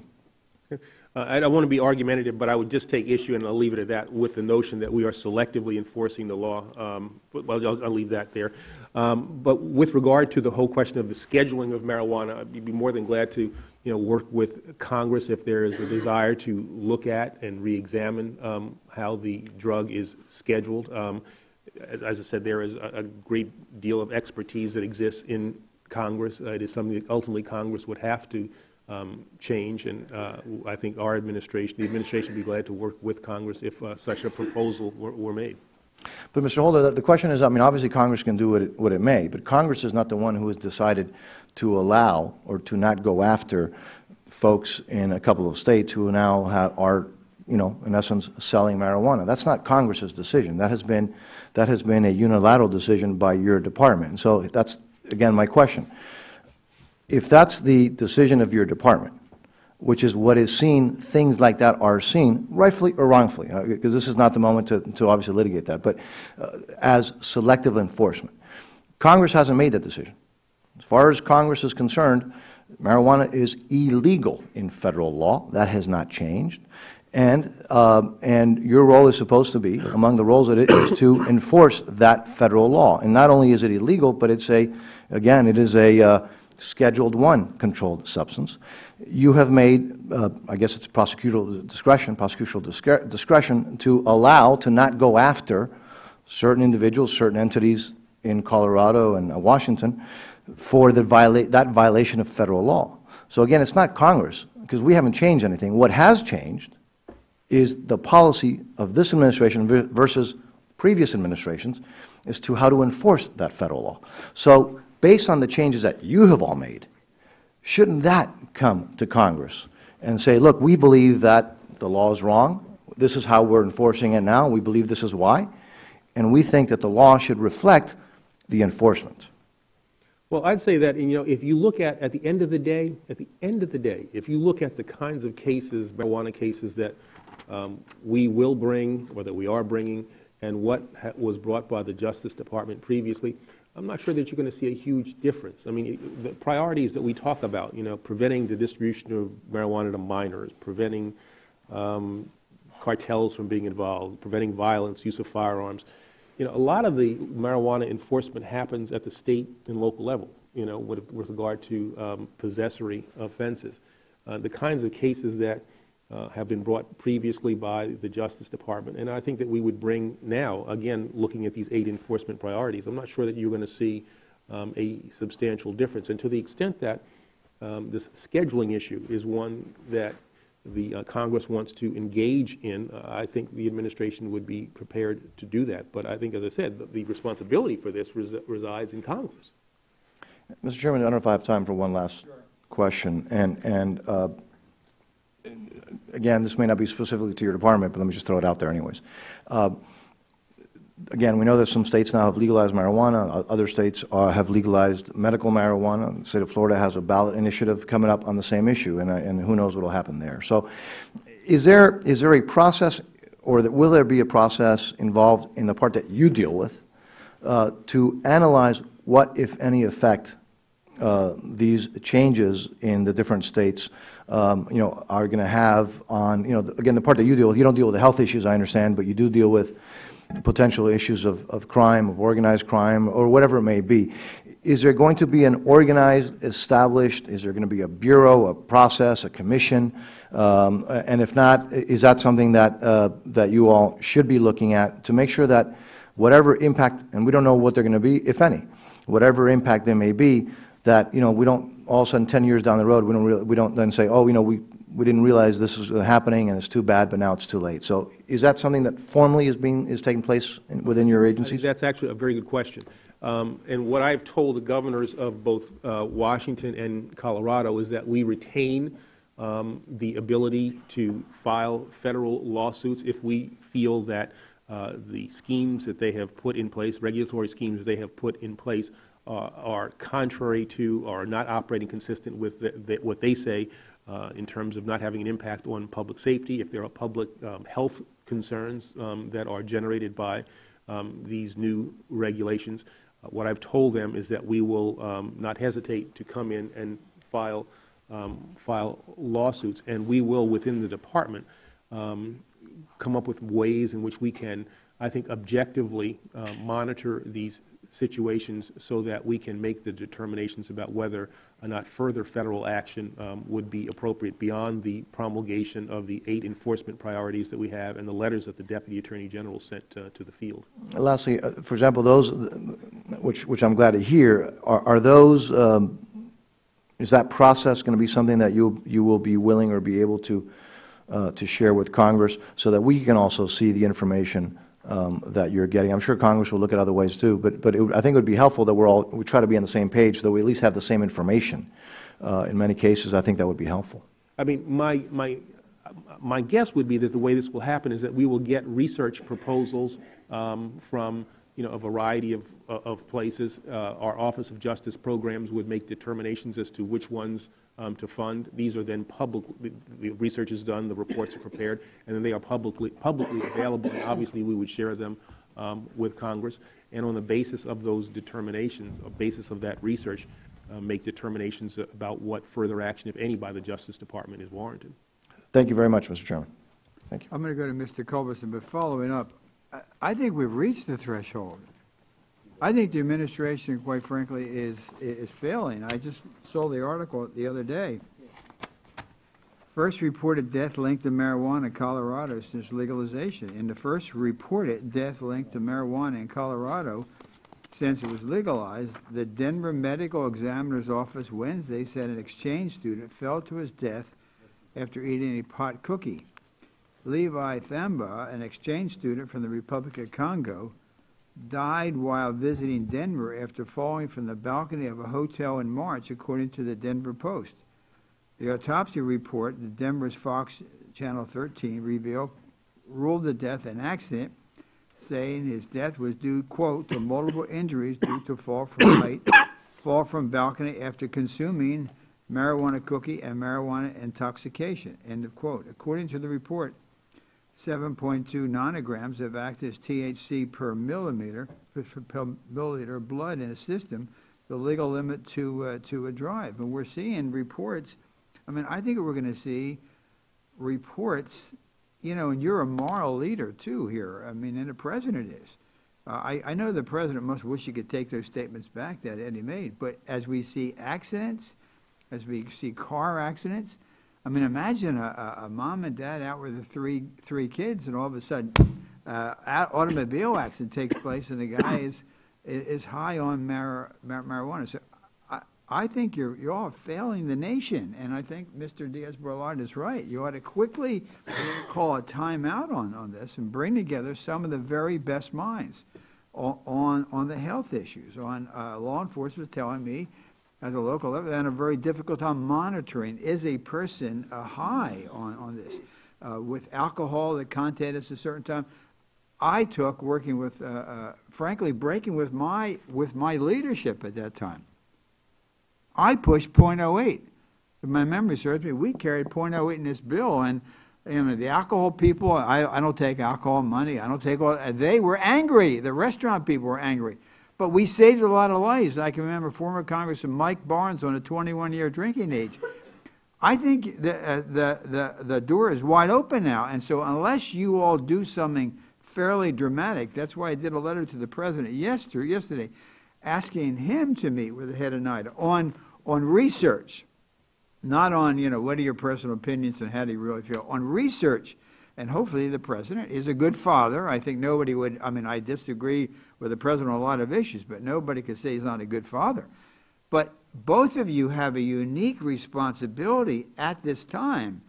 And I do predict that if the president, you do not do something, the door will be wide open. And 10 years from now, 20 years from now, when you're sitting on your rocking chair, you're going to say, I regret, when I just see what is taking place to this country on safety, I regret that when I had the opportunity, there's nothing more X than an ex-attorney general. When you're gone, you will not be able to do anything. I urge you to follow through with what Mr. Diaz-Balart said with that, but I think after you sit down with NIDA, you're going to have a better opportunity. But I appreciate this because Chairman, you can provide that moral leadership to kind of deal with it. And I remember when Governor Hickenlooper was here for the governor's conference, you probably met with him 2, 3, 4 weeks ago.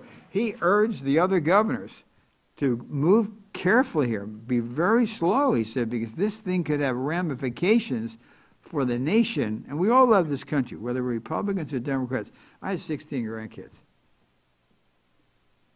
I don't want them to be in this. And so, and you know, I'm not going to, but if you would do that, and if you want to say something, and I'm going to go to Mr. Culberson. You wanted to say something. First, I'd hope that 10 years from now I won't be in a rocking chair. But no, well, it's okay to sit in a rocking chair. You may want to sit there and just get up and do something. But I think, well, the point is when you leave here, yeah. President Kennedy was in his 40s sat in a rocking chair. I love a rocking chair. But the point is, when you leave this opportunity, you will never again. You've been given a great opportunity to serve the country. You will never again have, if you're a lawyer at Covington and Burley and billing $800 an hour, you're not going to have the impact that you can have now. And now you can have it, and I urge you to please do it on behalf of the children of America. Yes, sir. Well, more seriously, as I was discussing with Congressman Diaz-Balart, the enforcement priorities, if you look at the 6th enforcement priority that would in fact warrant federal intervention, federal investigative and prosecutive activity. It is, let me just read it to you, preventing drugged driving and the exacerbation of other adverse public health consequences associated with marijuana use. So that we are saying, in essence, that with regard to drug driving, but beyond that, kind of picking up on the incident that you talked about and that he spoke about more generally. If there are adverse public health consequences that we deem associated with marijuana use, this is an enforcement priority for this administration, for this Justice Department, and that would warrant our intervention. Well, we've already seen it. The pain and suffering and the agony of this family back in the Republican Congo. They will never again have their son with them. And I think the threshold has been met. Mr. Culberson. Thank you, Mr. Chairman. Thank you, Mr. Attorney General, for being with us today. And I wanted to ask if I could to talk about initially prosecutorial discretion and the authority of the responsibilities of the President and you as the Chief Law Enforcement Officer of the United States. There aren't, frankly, many responsibilities set out in the Constitution for the President. He's, of course, the Chief Executive Officer. He's got responsibility as Commander-in-Chief, make treaties, nominate ambassadors, other public ministers and consuls, judges, other offices created by the Congress, fill vacancies, give Congress information on the State of the Union. And then the one I really wanted to zero in on, the really critical one, is, of course, as Chief Executive Officer, to take care that the laws of the United States are faithfully executed. And in your opinion, could you talk to us about in your opinion, and talk to us about case law and precedent? What is the scope of when it comes to criminal cases in particular, your prosecutorial discretion? What's the scope of prosecutorial discretion when this? That's an interesting question. It's a hard thing, I think, to define, maybe to quantify.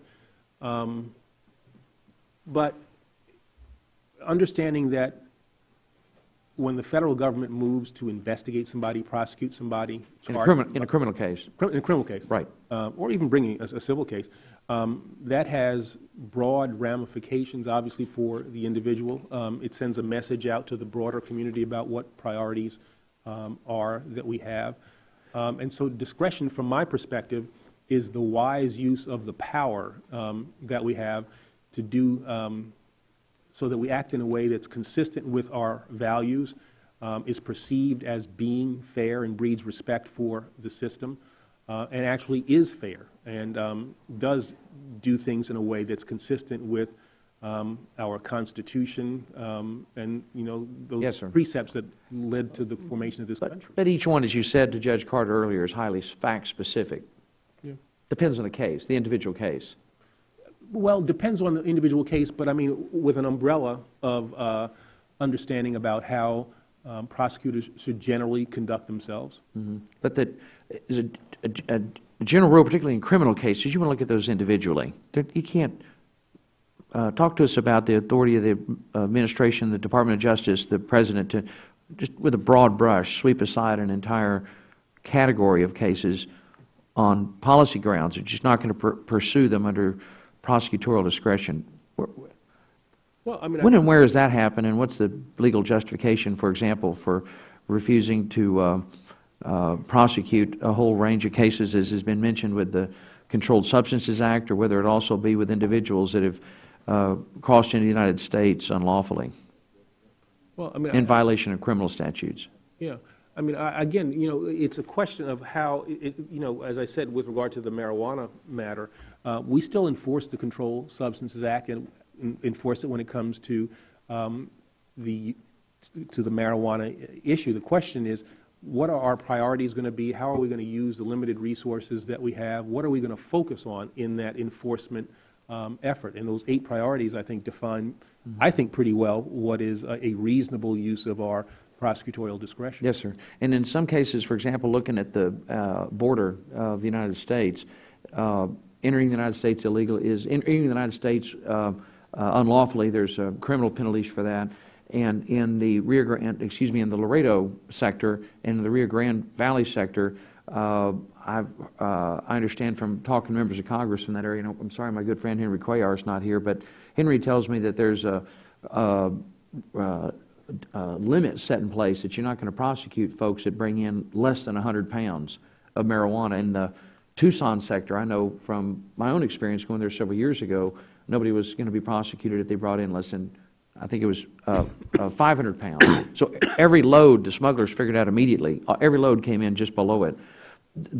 Are there any other examples, to your knowledge, in any legal precedent, any other examples you can point to us in other administrations where there have been policy decisions made to just not prosecute a whole category of folks? For example, whether it be smuggling, or in the case of individuals who are under a certain age who cross the border without permission, as has been done with the administration's policy not to prosecute kids under a certain age, regardless of the merits of the policy. What's the legal, talk to us about, as the chief legal advisor to the President, what's the legal authority for that, to set aside and just not prosecute a whole category of folks? When has that been done in the past, and what's the legal authority?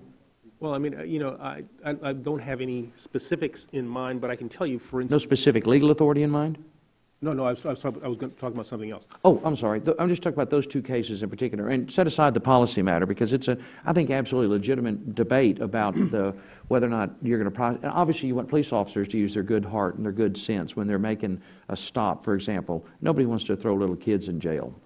Set that aside, but could you talk to us just in general about any legal authority, previous cases, previous administrations that have made a policy decision not to prosecute a particular category of individuals? Well, what I'd say is, I think what you just said is a good example. You want police officers to act in, I think, a sensible way. I'm not sure. Sure. Exactly. Good common sense and good heart. Common sense way. You want your prosecutors to do the same thing. And the notion that somehow or other this administration has turned a blind eye to border enforcement is certainly belied by these statistics. And frankly, the criticism that I think the President has unfairly received over the recent past about the border efforts that we have been engaged in. And you talk about those limits. If in fact there are limits, and I don't know whether they exist or not, of 200 pounds per person carrying in, and everybody comes in at 199, well, a good U.S. attorney, assistant U.S. attorney, is going to say, well, guess what? We're going to start prosecuting 199-pound cases. Yes, sir.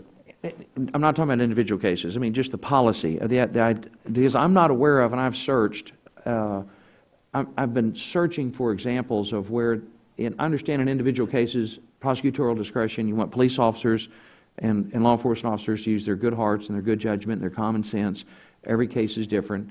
Obviously, that's within the bounds of prosecutorial discretion on an individual basis. My question is, can you point to us any other administration, legal precedent, case law, where an administration has just decided as a matter of policy to set aside a whole category of cases that are eligible for prosecution, but in a broad sweep? This whole category, we're just not going to look at those or prosecute them.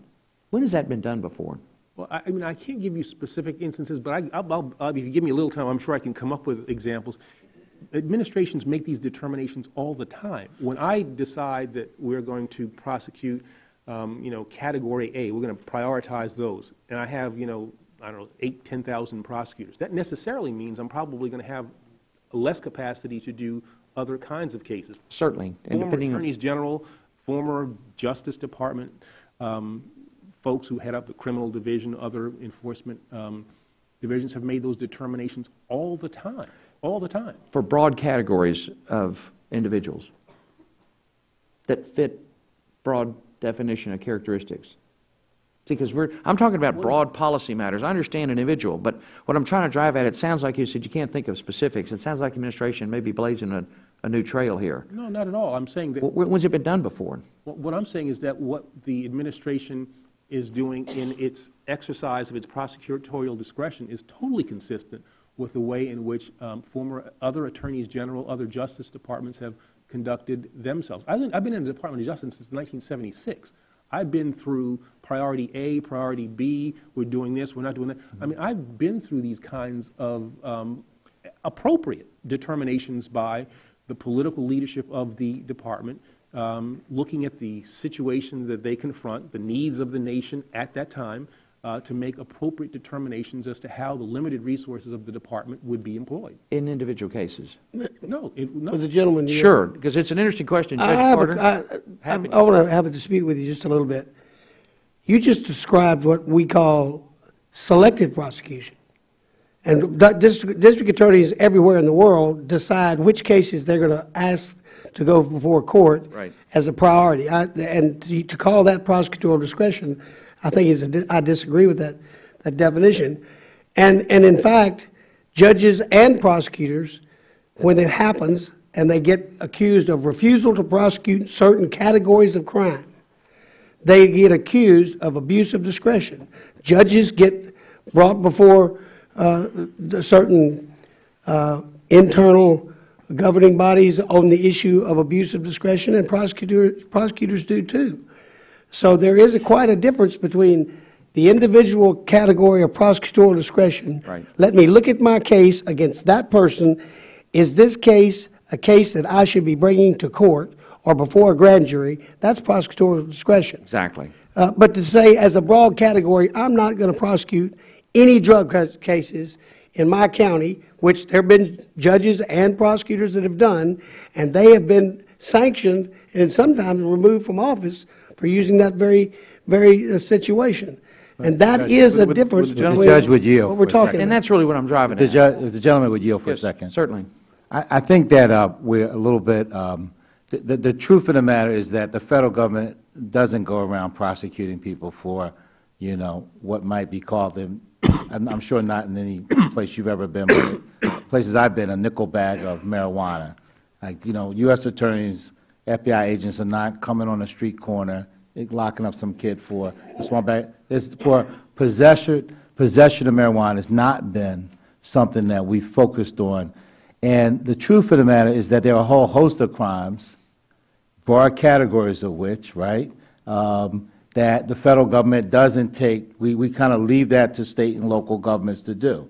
So, and when, President Reagan gave amnesty to 3 million people, that was a use of discretion by the administration. There are times, because I think if I ask the Attorney General, how much would we have to appropriate to enforce every law in every state on every person, it would not be a sum that we could afford. So by virtue of that, there is some decision-making process that has to take place. If my friend from Philadelphia, yes. I'd be glad to. And I'm happy. This is a debate. That's what I'm driving at. Forget the specifics of the law. I'm just talking about in general. As Judge Carter just mentioned, really hit it. I'm not talking about a specific law. Set aside I'm not talking about the drug laws in general or immigration.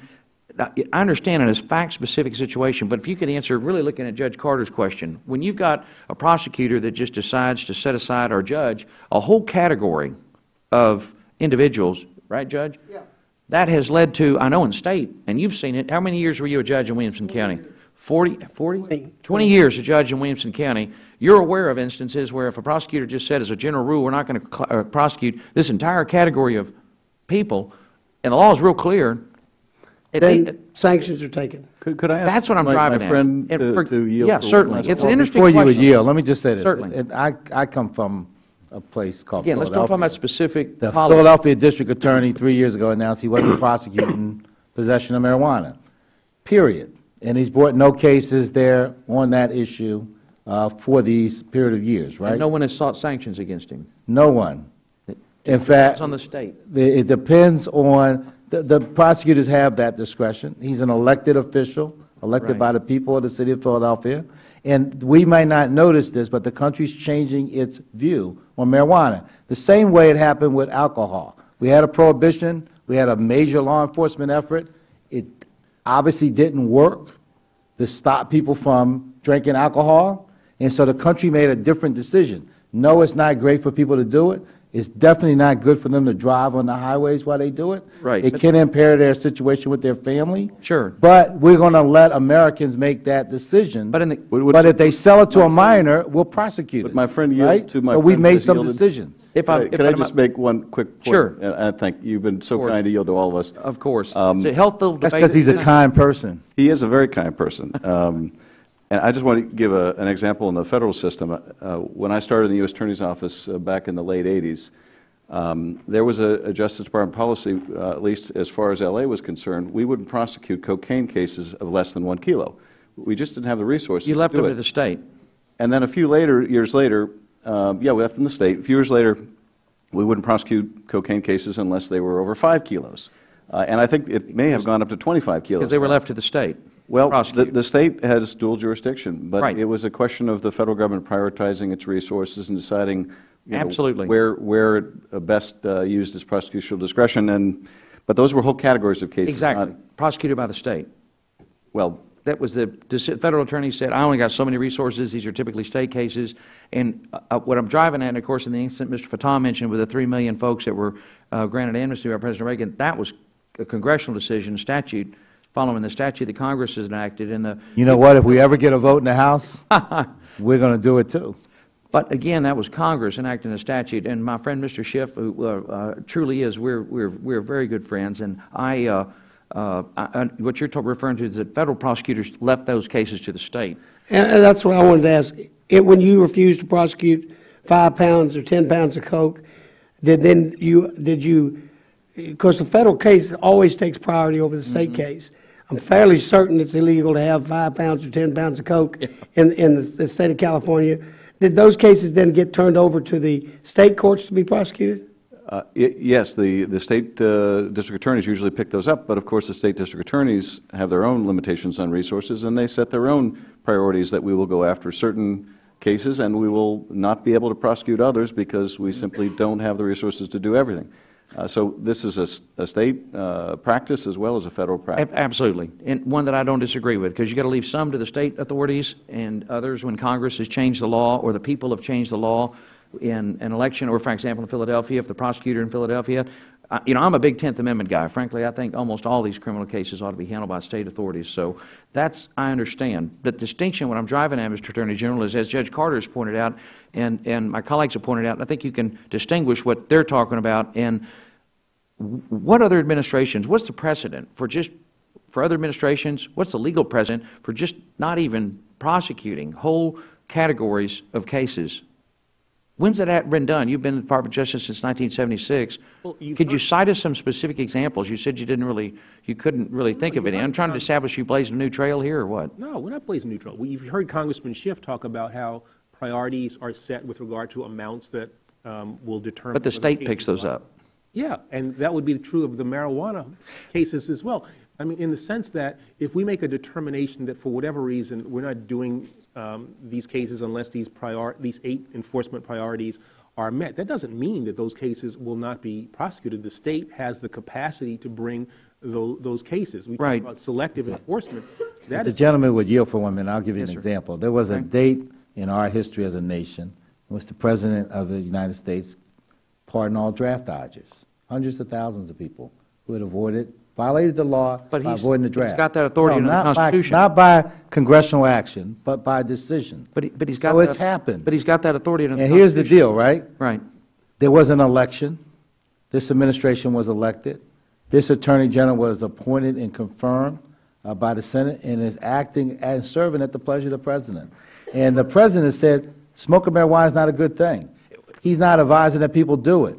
What he's saying, however, is that the country's moving. So yesterday, the Pew poll came out, said that forget marijuana, 67% of the American public thinks that rather than criminalize drug use, cocaine and heroin, we should go to treatment. Now, I'm not advocating that, but we live in a democracy in which the public gets a vote on these issues. And we, as their representatives, enact laws to reflect the opinions of our constituents, and the power of pardon is vested in the President by the Constitution.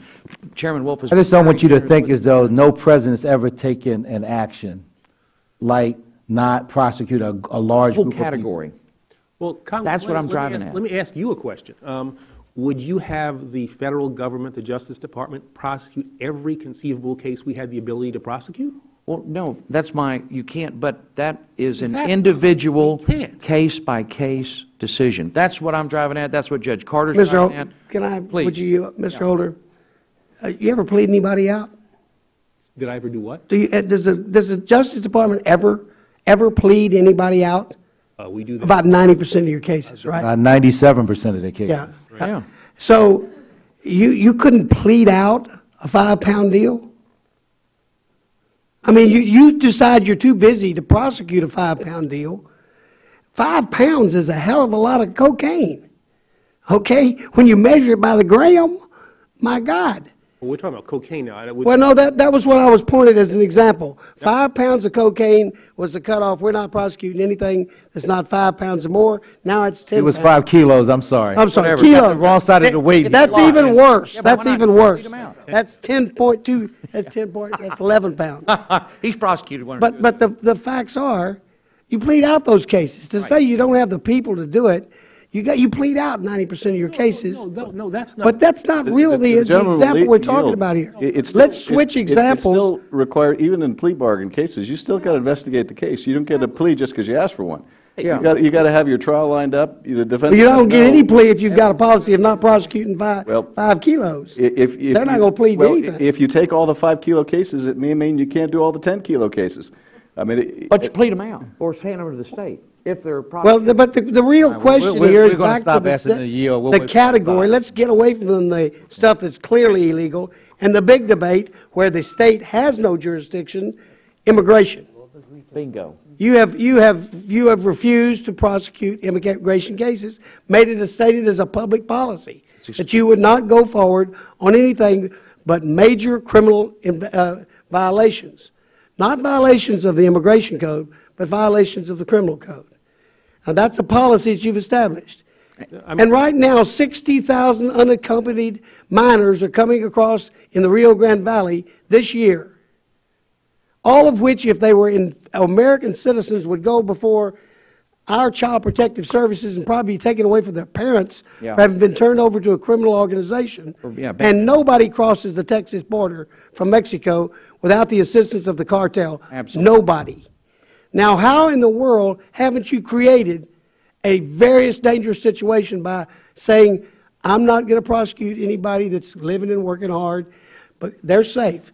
And then that's encouraged people to make this kind of decision for their children? This is atrocious.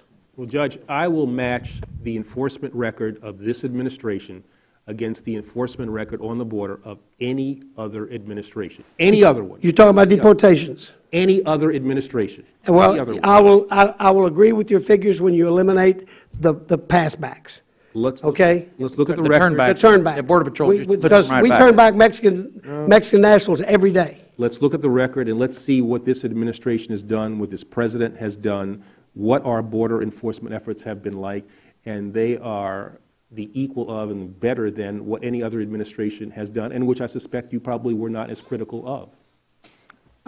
I have to tell. Thank you. This, Chairman Wolf, is, this is one of the reasons I love this subcommittee so much, is how generous and gracious you are, Chairman Wolf, with our time and the thoughtfulness of the discussion. And it is heartfelt, earnest discussion.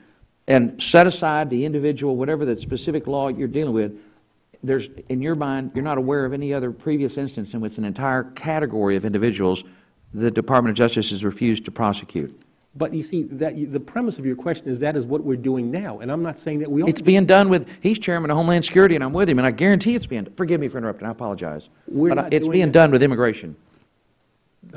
We are, again, using our resources in appropriate ways. We're not saying that categories of people, categories of kinds of cases are not going to be prosecuted. Individualized determinations are always made. There are exceptions to rules that we come up with. You know, we have these 8 categories here. You know, Al Capone, right? You know, the classic case. Couldn't get him on any of the stuff that he really did, so they brought a tax case. It's an individual case. Talking about categories. Thank you, Mr. Chairman, for Individualized being so determinations. But Chairman Wolf, Chairman Carter's wrestling with this right now. We've got vast numbers of abandoned kids being handed over to the cartels coming across the border. It is just heartbreaking. And it's a terrible message to send not to prosecute a whole category of people, because you've got these poor kids just literally being abandoned, Judge. It's a heartbreaking situation. Well, just for the record, and just so that my position is clear, I categorically disagree with your saying that we are not prosecuting vast categories of cases in a way that's inconsistent with the way things have been done by prior Justice Department. We just disagree about that. I suspect Judge Carter will have a follow-up. If you gentlemen would yield, and I thank very much the chairman for being patient. I can tell you that in my subcommittee on the Homeland Security, we have sat and heard the conversation from all the departments that it's the policy of the government to only go after criminal aliens. That's the Department of Justice policy to only go after criminal aliens. It's been given us as a reason for resources, reason for moving resources around the border, yada yada yada. It just goes on and on and on. We've heard it since it began when the Congress the Democrats were in charge. This is when we decided that the people to go after were criminal aliens, and all other people that cross the border, we were not going to pursue anything in court. Now, Chairman. I don't know where. I don't know why that for 8 years, people, or 6 years, people have been telling us the story, but that's what they tell us. If the gentleman would yield, Judge Carter is in the majority in the House. So let's try to put this in some perspective. The Senate, in a strong bipartisan vote, has passed the immigration reform bill that has an enormous amount of resources to be provided for border security, tens of billions of dollars sitting there. The President of the United States says he supports this or would support a House alternative. The House majority has yet to bring a bill to the floor on immigration reform that would include border security. They refused to bring a bill to the floor just on border security. And I thank the gentleman for reminding me of that. Excuse me, I just want to make sure. So when you hear the passion emanating from the other team about how concerned they are about these issues related to the border, the first question is, when are they going to bring, within their own authority, a piece of legislation to the floor of the House so that the House could act on this critical issue? If tens of thousands of unaccompanied minors are coming across the border, right? If all of this is going on, if the administration is somehow dearth in its responsibility, then the Congress should act. So in the only instrument of the United States government that has not acted on this matter is the House, which is in the control of the majority. So you have to question this passion relative to the inaction. That's not the law yet, and that's all I was driving at. That's a great way to avoid the question. I thank you for the intervention. I just want to help the understanding of all of us as we go forward. Chairman Wolf, thank you for your generosity with the time. Well, thank you. We're going to go to some questions. We're going to go to Ms. Fatah and back. We're going to have votes soon. Mr. Chairman, should the rest of us get a law degree just for sitting in on this debate? You can audit the course, get a credit.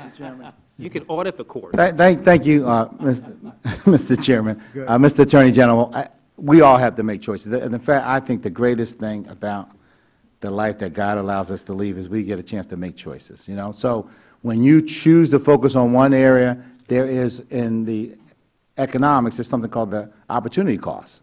If you choose to focus on one area, you can't focus on something else, right?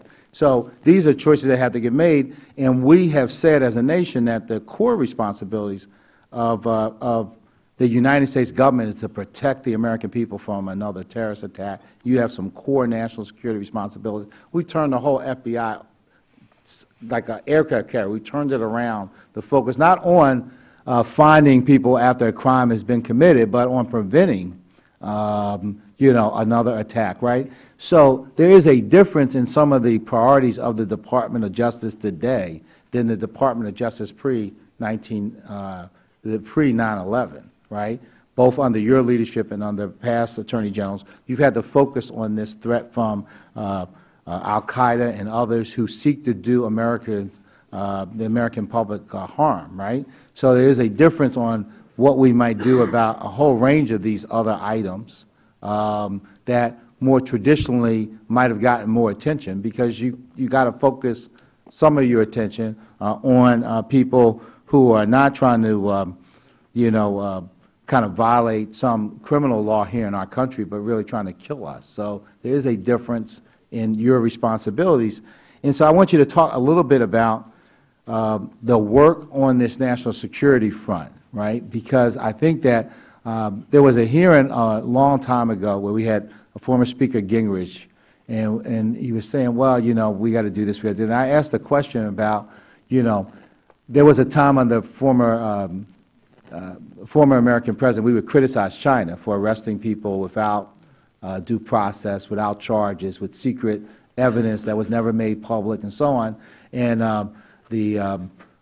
Bush Sr., the president, complained about this process in China. And I asked former Speaker Gingrich, I said, well, what does this mean in the context of our war on terrorism now? You know, how are we going to reconcile being a nation of laws and, you know, protecting ourselves, right? And he admitted in this hearing that it was we are in a different place. And this has been part of the rub, part of the controversies that you've had to confront in terms of reconciling our laws and our Constitution with the fact that we are in a situation in which the Geneva Conventions and other normal constraints don't exist, at least for those who are our adversaries. So if you would talk a little bit about how you tried to reconcile these issues in your role, that would be helpful. Well, what I've often said is that there's not a tension between our keeping the American people safe and our national security responsibilities and adherence to our values. We can do both.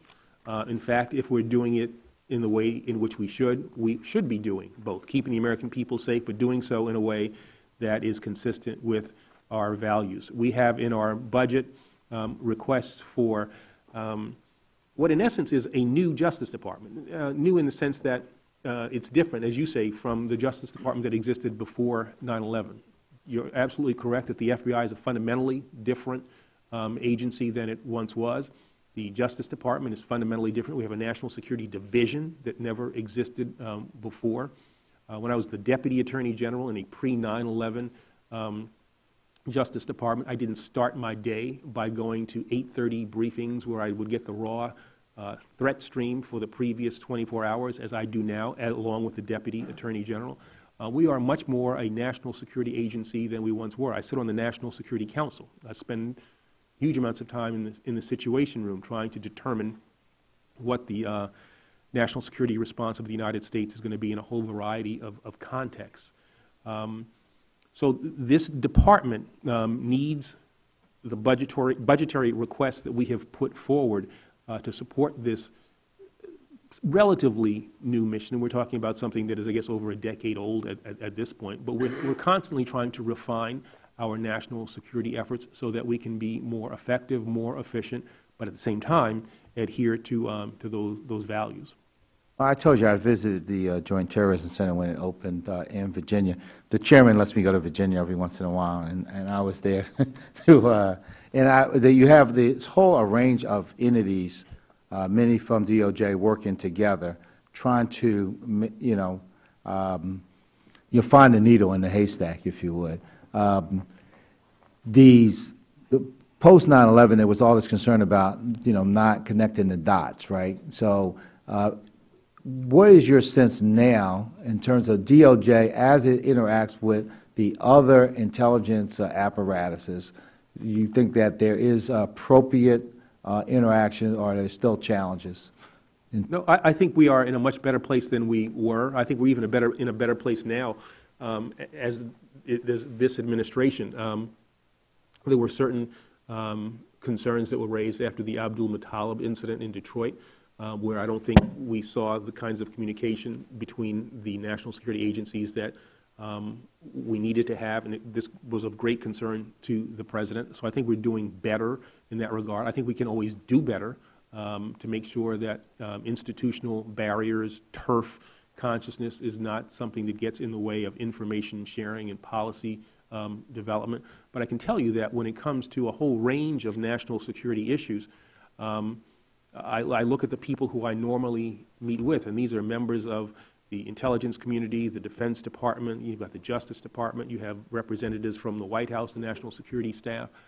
These are the kinds of things that we take a whole of government approach to. It doesn't mean we're perfect, but I think we're also sensitive to the fact that we need to try to become as perfect, you know, as we can. So we're always trying to fine-tune the efforts that we are engaged in. Thank you. Thank you, Mr. Chairman. PREA,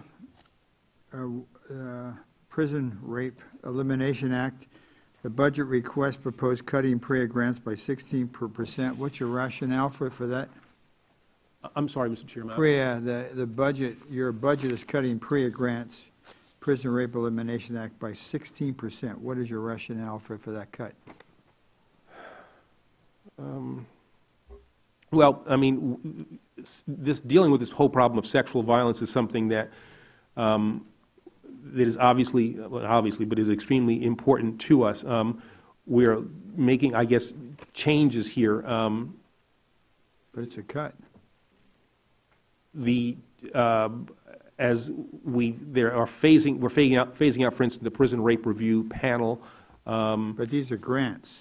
Yeah, I mean, there are ways in which, we have to make determinations about how we're going to use the money that we have. We have a budget that is good, not as great as we would want it to be, and so we've had to make some tough determinations about how we spend the money that we have. And to the extent that there were cuts there, we think that they were ones that were difficult to make, but nevertheless will leave us with the ability to enforce PREA in the way that it was intended. I doubt that you really support cutting the grants by 16%, but Unicor is beginning to use the authority the committee provided to allow them to repatriate jobs back to the U.S. Increased range of products, as you know, so the understanding, so men and women who are in prison have the dignity to work, to learn, so they can be rehabilitated to come out. Including new offerings like LED lighting, battery chargers, and baseball caps. Are you aggressively working with the other departments to ask them when they can to use Unicor? Yeah, I mean, we're working. Have you did a letter to all the other cabinet officials? Like the Park Service, you go into a national park, you buy a baseball cap, it's made in China. You buy a T-shirt, it's made in China. There's only 1 or 2 American baseball manufacturers in the United States. Working with them using Unicor, you could. So have you been in touch with the other agencies? I think that's actually a good idea, the notion of a letter that would go to the other agency heads to try to encourage them to make greater use of federal prison industries products. We've certainly reached out to companies, I guess at present about 200 companies regarding potential opportunities. We have 34 currently approved repatriation projects, 450 inmates employed, which is double the number from 6 months ago. And it's still, from my perspective, not enough. This is an area where I think that we can have a dramatic impact on the lives of people who are presently incarcerated, increase their chances for being successful outside of the prison context, reduce recidivism. If we spend the money up front and dedicate the resources up front, we can knock down the crime rate on the other side and also decrease the amount of money that we spend in the system for people who come back into it. If you could do a letter then, all the agencies, Maybe Park that's a good Service, Department of Interior, all of them. I think that's the committee has appropriated $12 million over the past 3 years for research on domestic radicalization. How is this research being used to inform the department's response to the domestic radicalization phenomenon and to refine its counterterrorism mission? Because you've had 50-some Americans leave the United States and go to Syria. Yeah.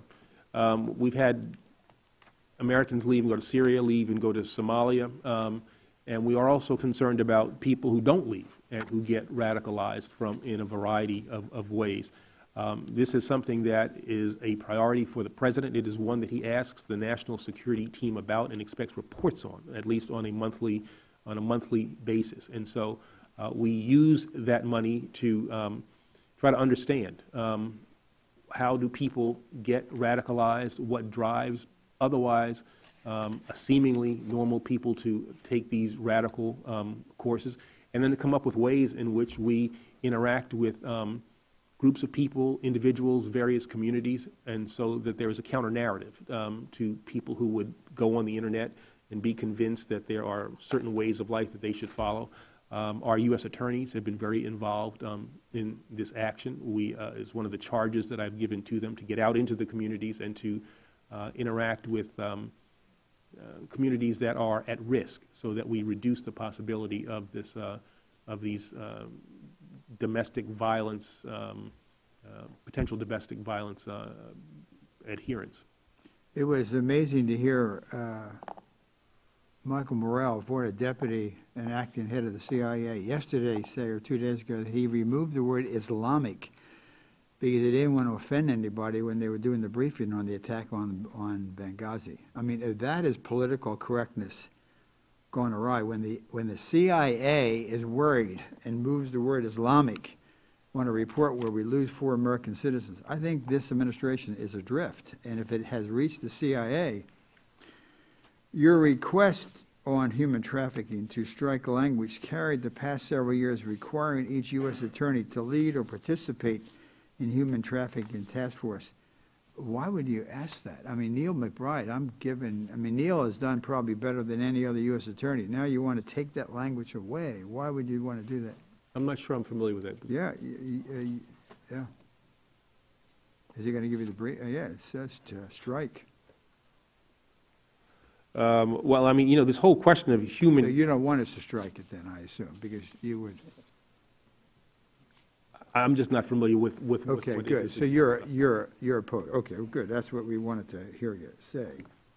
The FBI director, when we had Director Comey up the other day, agreed that the FBI's National Gang Intelligence Center would be a logical place to assemble and analyze intelligence on human trafficking, because many times gangs are involved, MS-13. Would you agree that that would make sense? I think that'd be a good place, but I think that's a good place, but as long as we don't think that human trafficking is only done by gangs. No, but it would be, because in Northern Virginia, part of it was gangs we see around, but so that would be, okay, good. Backpage.com, I'm not going to, we're running out of time, but I really, until the law and regulation can be aligned with our duty to protect our children, I would hope that you would maybe send a team up to sit down with us, and there's language moving through the House to perfect it in such a way so it's not a paper, it passes something, people feel good, and it doesn't have any impact. Mm-hmm. So if you could have your team contact the staff, and we can sit down with the people who are working on it to make sure whatever's brought up is constitutional and does really deal with the issue. Yeah, as I indicated in my remarks, and I think as we've said to you in a letter, we'd like to interact with you in terms of legislation that will be effective and that will pass, First Amendment constitutional muster. If you could have somebody come up next week, that'd be helpful, because this thing's going to move. Almost a year ago, on a human trafficking in McLean, Virginia, in my district, there was a case of a Saudi diplomat who allegedly kept a domestic worker in slavery. Recent in New York, we saw the case of an Indian diplomat who was charged with visa fraud, who was underpaying a housekeeper. What challenges are you facing confronting human trafficking in the diplomatic community? Well, it is an issue that has become apparent in at least a couple of cases. There are others that we are looking at and trying to deal with. It is something that there is an increased awareness of by various U.S. attorneys, not only in New York and in Washington, but in other parts of the country as well. Was that Saudi diplomat prosecuted? What's the status? I don't recall. Could you check and let us? Yeah, we can do that. Let us know. Honor violence. I'm concerned that the department is not taking seriously the problem of honor violence in the United States. We saw the case in Arizona, 19-year-old Arizonian. After she was seen talking to a boy, her father put a knife to her throat and threatened to kill her, while her mother and sister tied her to a bed and taped her mouth shut and beat her. And in Arizona, another person was killed by her father for refusing to participate in a forced marriage. In the FY14 omnibus, the committee included $250,000 for the Bureau of Justice Statistics to collect statistics on honor violence and to examine whether a data series such as the Uniform Crime Reporting Series or the National Crime Victimization Survey should include data on honor violence. Can you provide us with an update on these efforts? Yeah. The BJS, Bureau of Justice Statistics, has been charged with examining whether uniform crime reports, the National Crime Victimization Survey, other relevant data series should collect report data on honor violence, and BJS has obtained, I guess, initial information from the Office on Violence Against Women and NIJ's projects assessing some parts of the issue. This includes a review of the current literature from OVW and a project funded by NIJ that addresses forced marriages. This is a topic that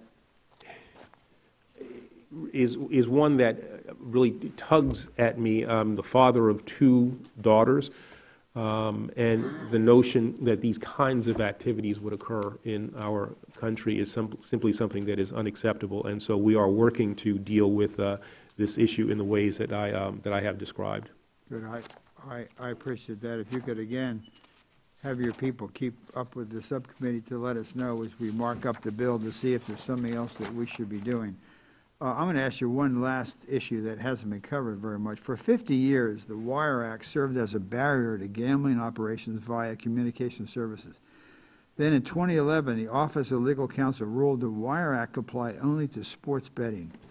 The result, a surge in online gambling. As the ruling reversed years of practice and policy, we are now concerned about the process which has made it easier with as many consequences of expanded online gambling. Could you describe why and how the legal ruling was made with no consultation with Congress?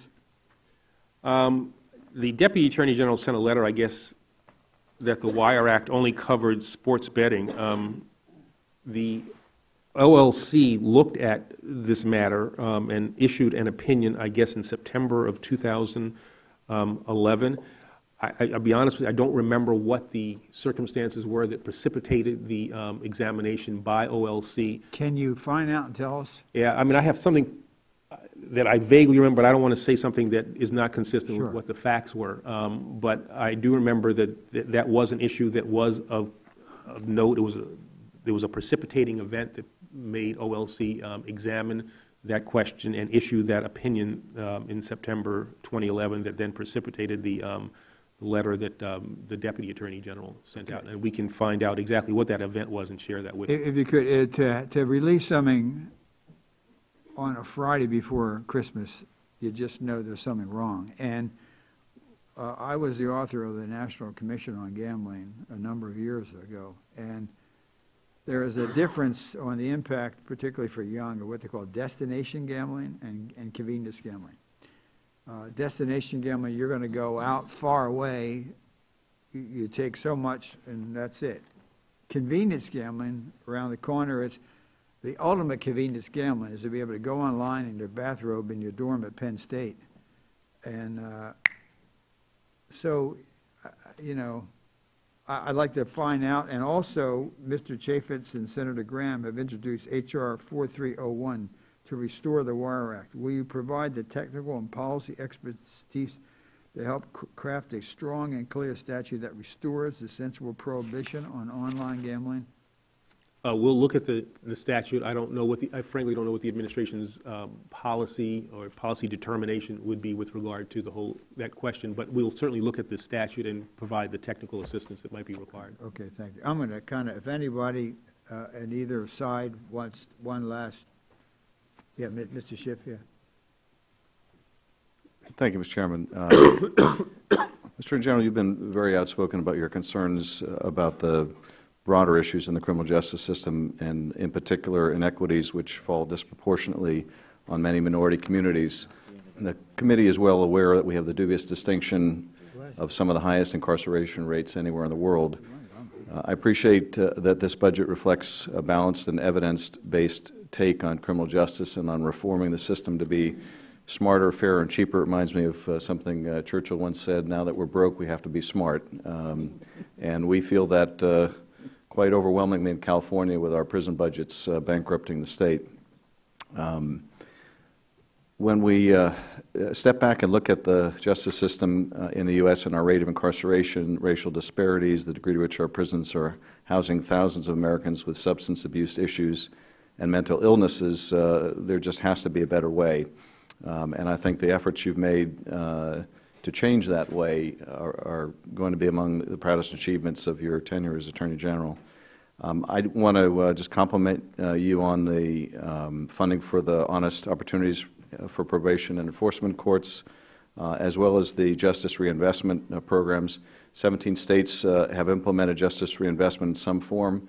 Regrettably, my own state of California, which has among the worst problems, has not. And I look forward to working with you on it. And I wonder if there were any thoughts you want to share on the overall direction of the criminal justice system. Well, I look forward to working with you and other members of the committee in that regard. I think what we've tried to do in the Smart on Crime initiative is to look at the world as it exists and look at the criminal justice system as it exists, and also examine what some states have done. Very interesting experiments that have been done in states, in red states, Texas, Kansas, Kentucky, where by emphasizing prevention, emphasizing rehabilitation, emphasizing reentry programs, states are spending less on prisons.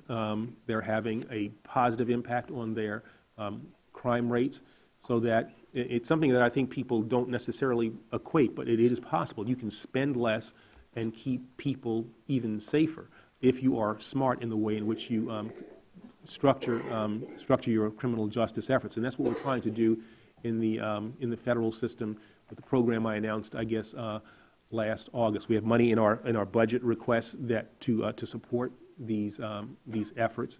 I'm actually optimistic that there's also legislation that is pending, has been set up by Senators Durbin, Senator Lee, that we are supportive of, and hopefully will be passed by the Senate and hopefully passed by the House, so that we can institutionalize some of the changes that I have made with regard to how Justice Department prosecutors are supposed to be conducting themselves. But the gentleman would yield for just one question. I mean, not question, comment on this. This is a very important effort that the committee has supported on justice reinvestment. And, you know, we just had a veteran in an overheated cell in a prison somewhere in America. I can name the place, but I'm not trying to denigrate the location. I want to denigrate the circumstances that he would die in the cell at 100-degree plus heat. We want to have more veterans courts, more drug courts. We want to be more focused on this. And I say focused because my legislation that I talked to you about earlier would in part fund more justice reinvestment programs using some of these settlements. So I want to make that point. All right. Thank you, Mr. Chairman. I'll yield back. Thank you. Judge Carter. Thank you. Thank you, Mr. Chairman, and I'll try to make this a little short anyway. Mr. Attorney General, I'm going back to a subject matter we were just discussing, but only briefly. My colleague has raised the issue of immigration reform. My friend to my left here, Mr. Diaz-Balart, and I worked on what started out as a gang of 20 and reduced itself down to the gang of 7 over a 5-year period of time that met every week and worked on drafting a bill on immigration reform. So I think I have fairly reasonable credentials to say that I have worked hard to try to come up with a solution of immigration reform. Give me, and I got more to say than this, but one of the things I want you to tell me is, how can I feel confident there are laws on the books today that would fix immigration reform, but they're not being enforced? So how can I feel confident after 5 years of work and then the battering we're going to take when we ultimately do an immigration reform, that not maybe you as Attorney General, but the next Attorney General, now the precedent is set, is I will enforce the laws I want to enforce, and I won't enforce the laws that I won't. Can I be sure that all that work isn't going to be for nil? That's the real issue, and that's the question that is asked by people all over this country that are just simple folks who say, look, don't tell me they're enforcing the law. Don't tell me that. Don't tell me 60,000 kids come across the border and they're enforcing the law.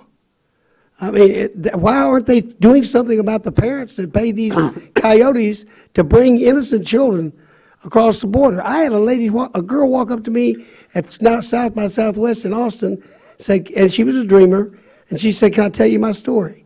Yes. I was picked up when I was 13 years old in Guatemala. I worked my way, the cartel made me work my way across Mexico. I didn't ask her how she worked her way across Mexico in a criminal gang. And ultimately, They had me working in a motel room, which I thought was in Mexico. But they left me alone for a minute, and I went out the window and discovered, praise God, I was in Brownsville, Texas. I'm now a college student. You need to hear my story. That's the exact child, a 13-year-old girl that's still a child as far as I'm concerned.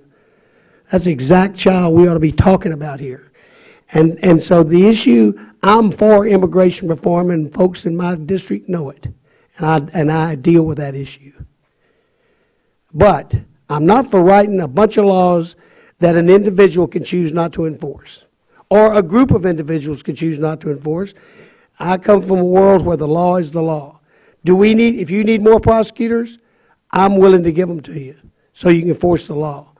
If you need staff, I'm willing to give them to you because I believe the law should be enforced. And if that's what you need, please tell us.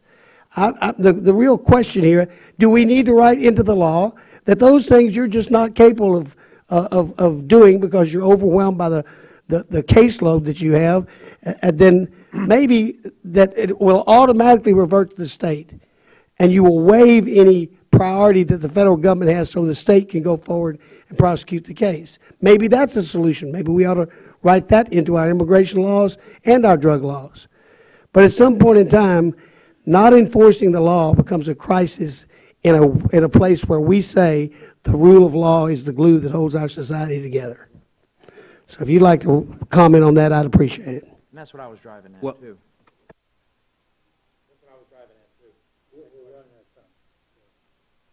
Okay. All right. Well, again, I would, take issue with the notion that we're not enforcing the law, but I would say that the administration, I think, obviously remains firmly committed to common sense immigration reform and doing so in this year.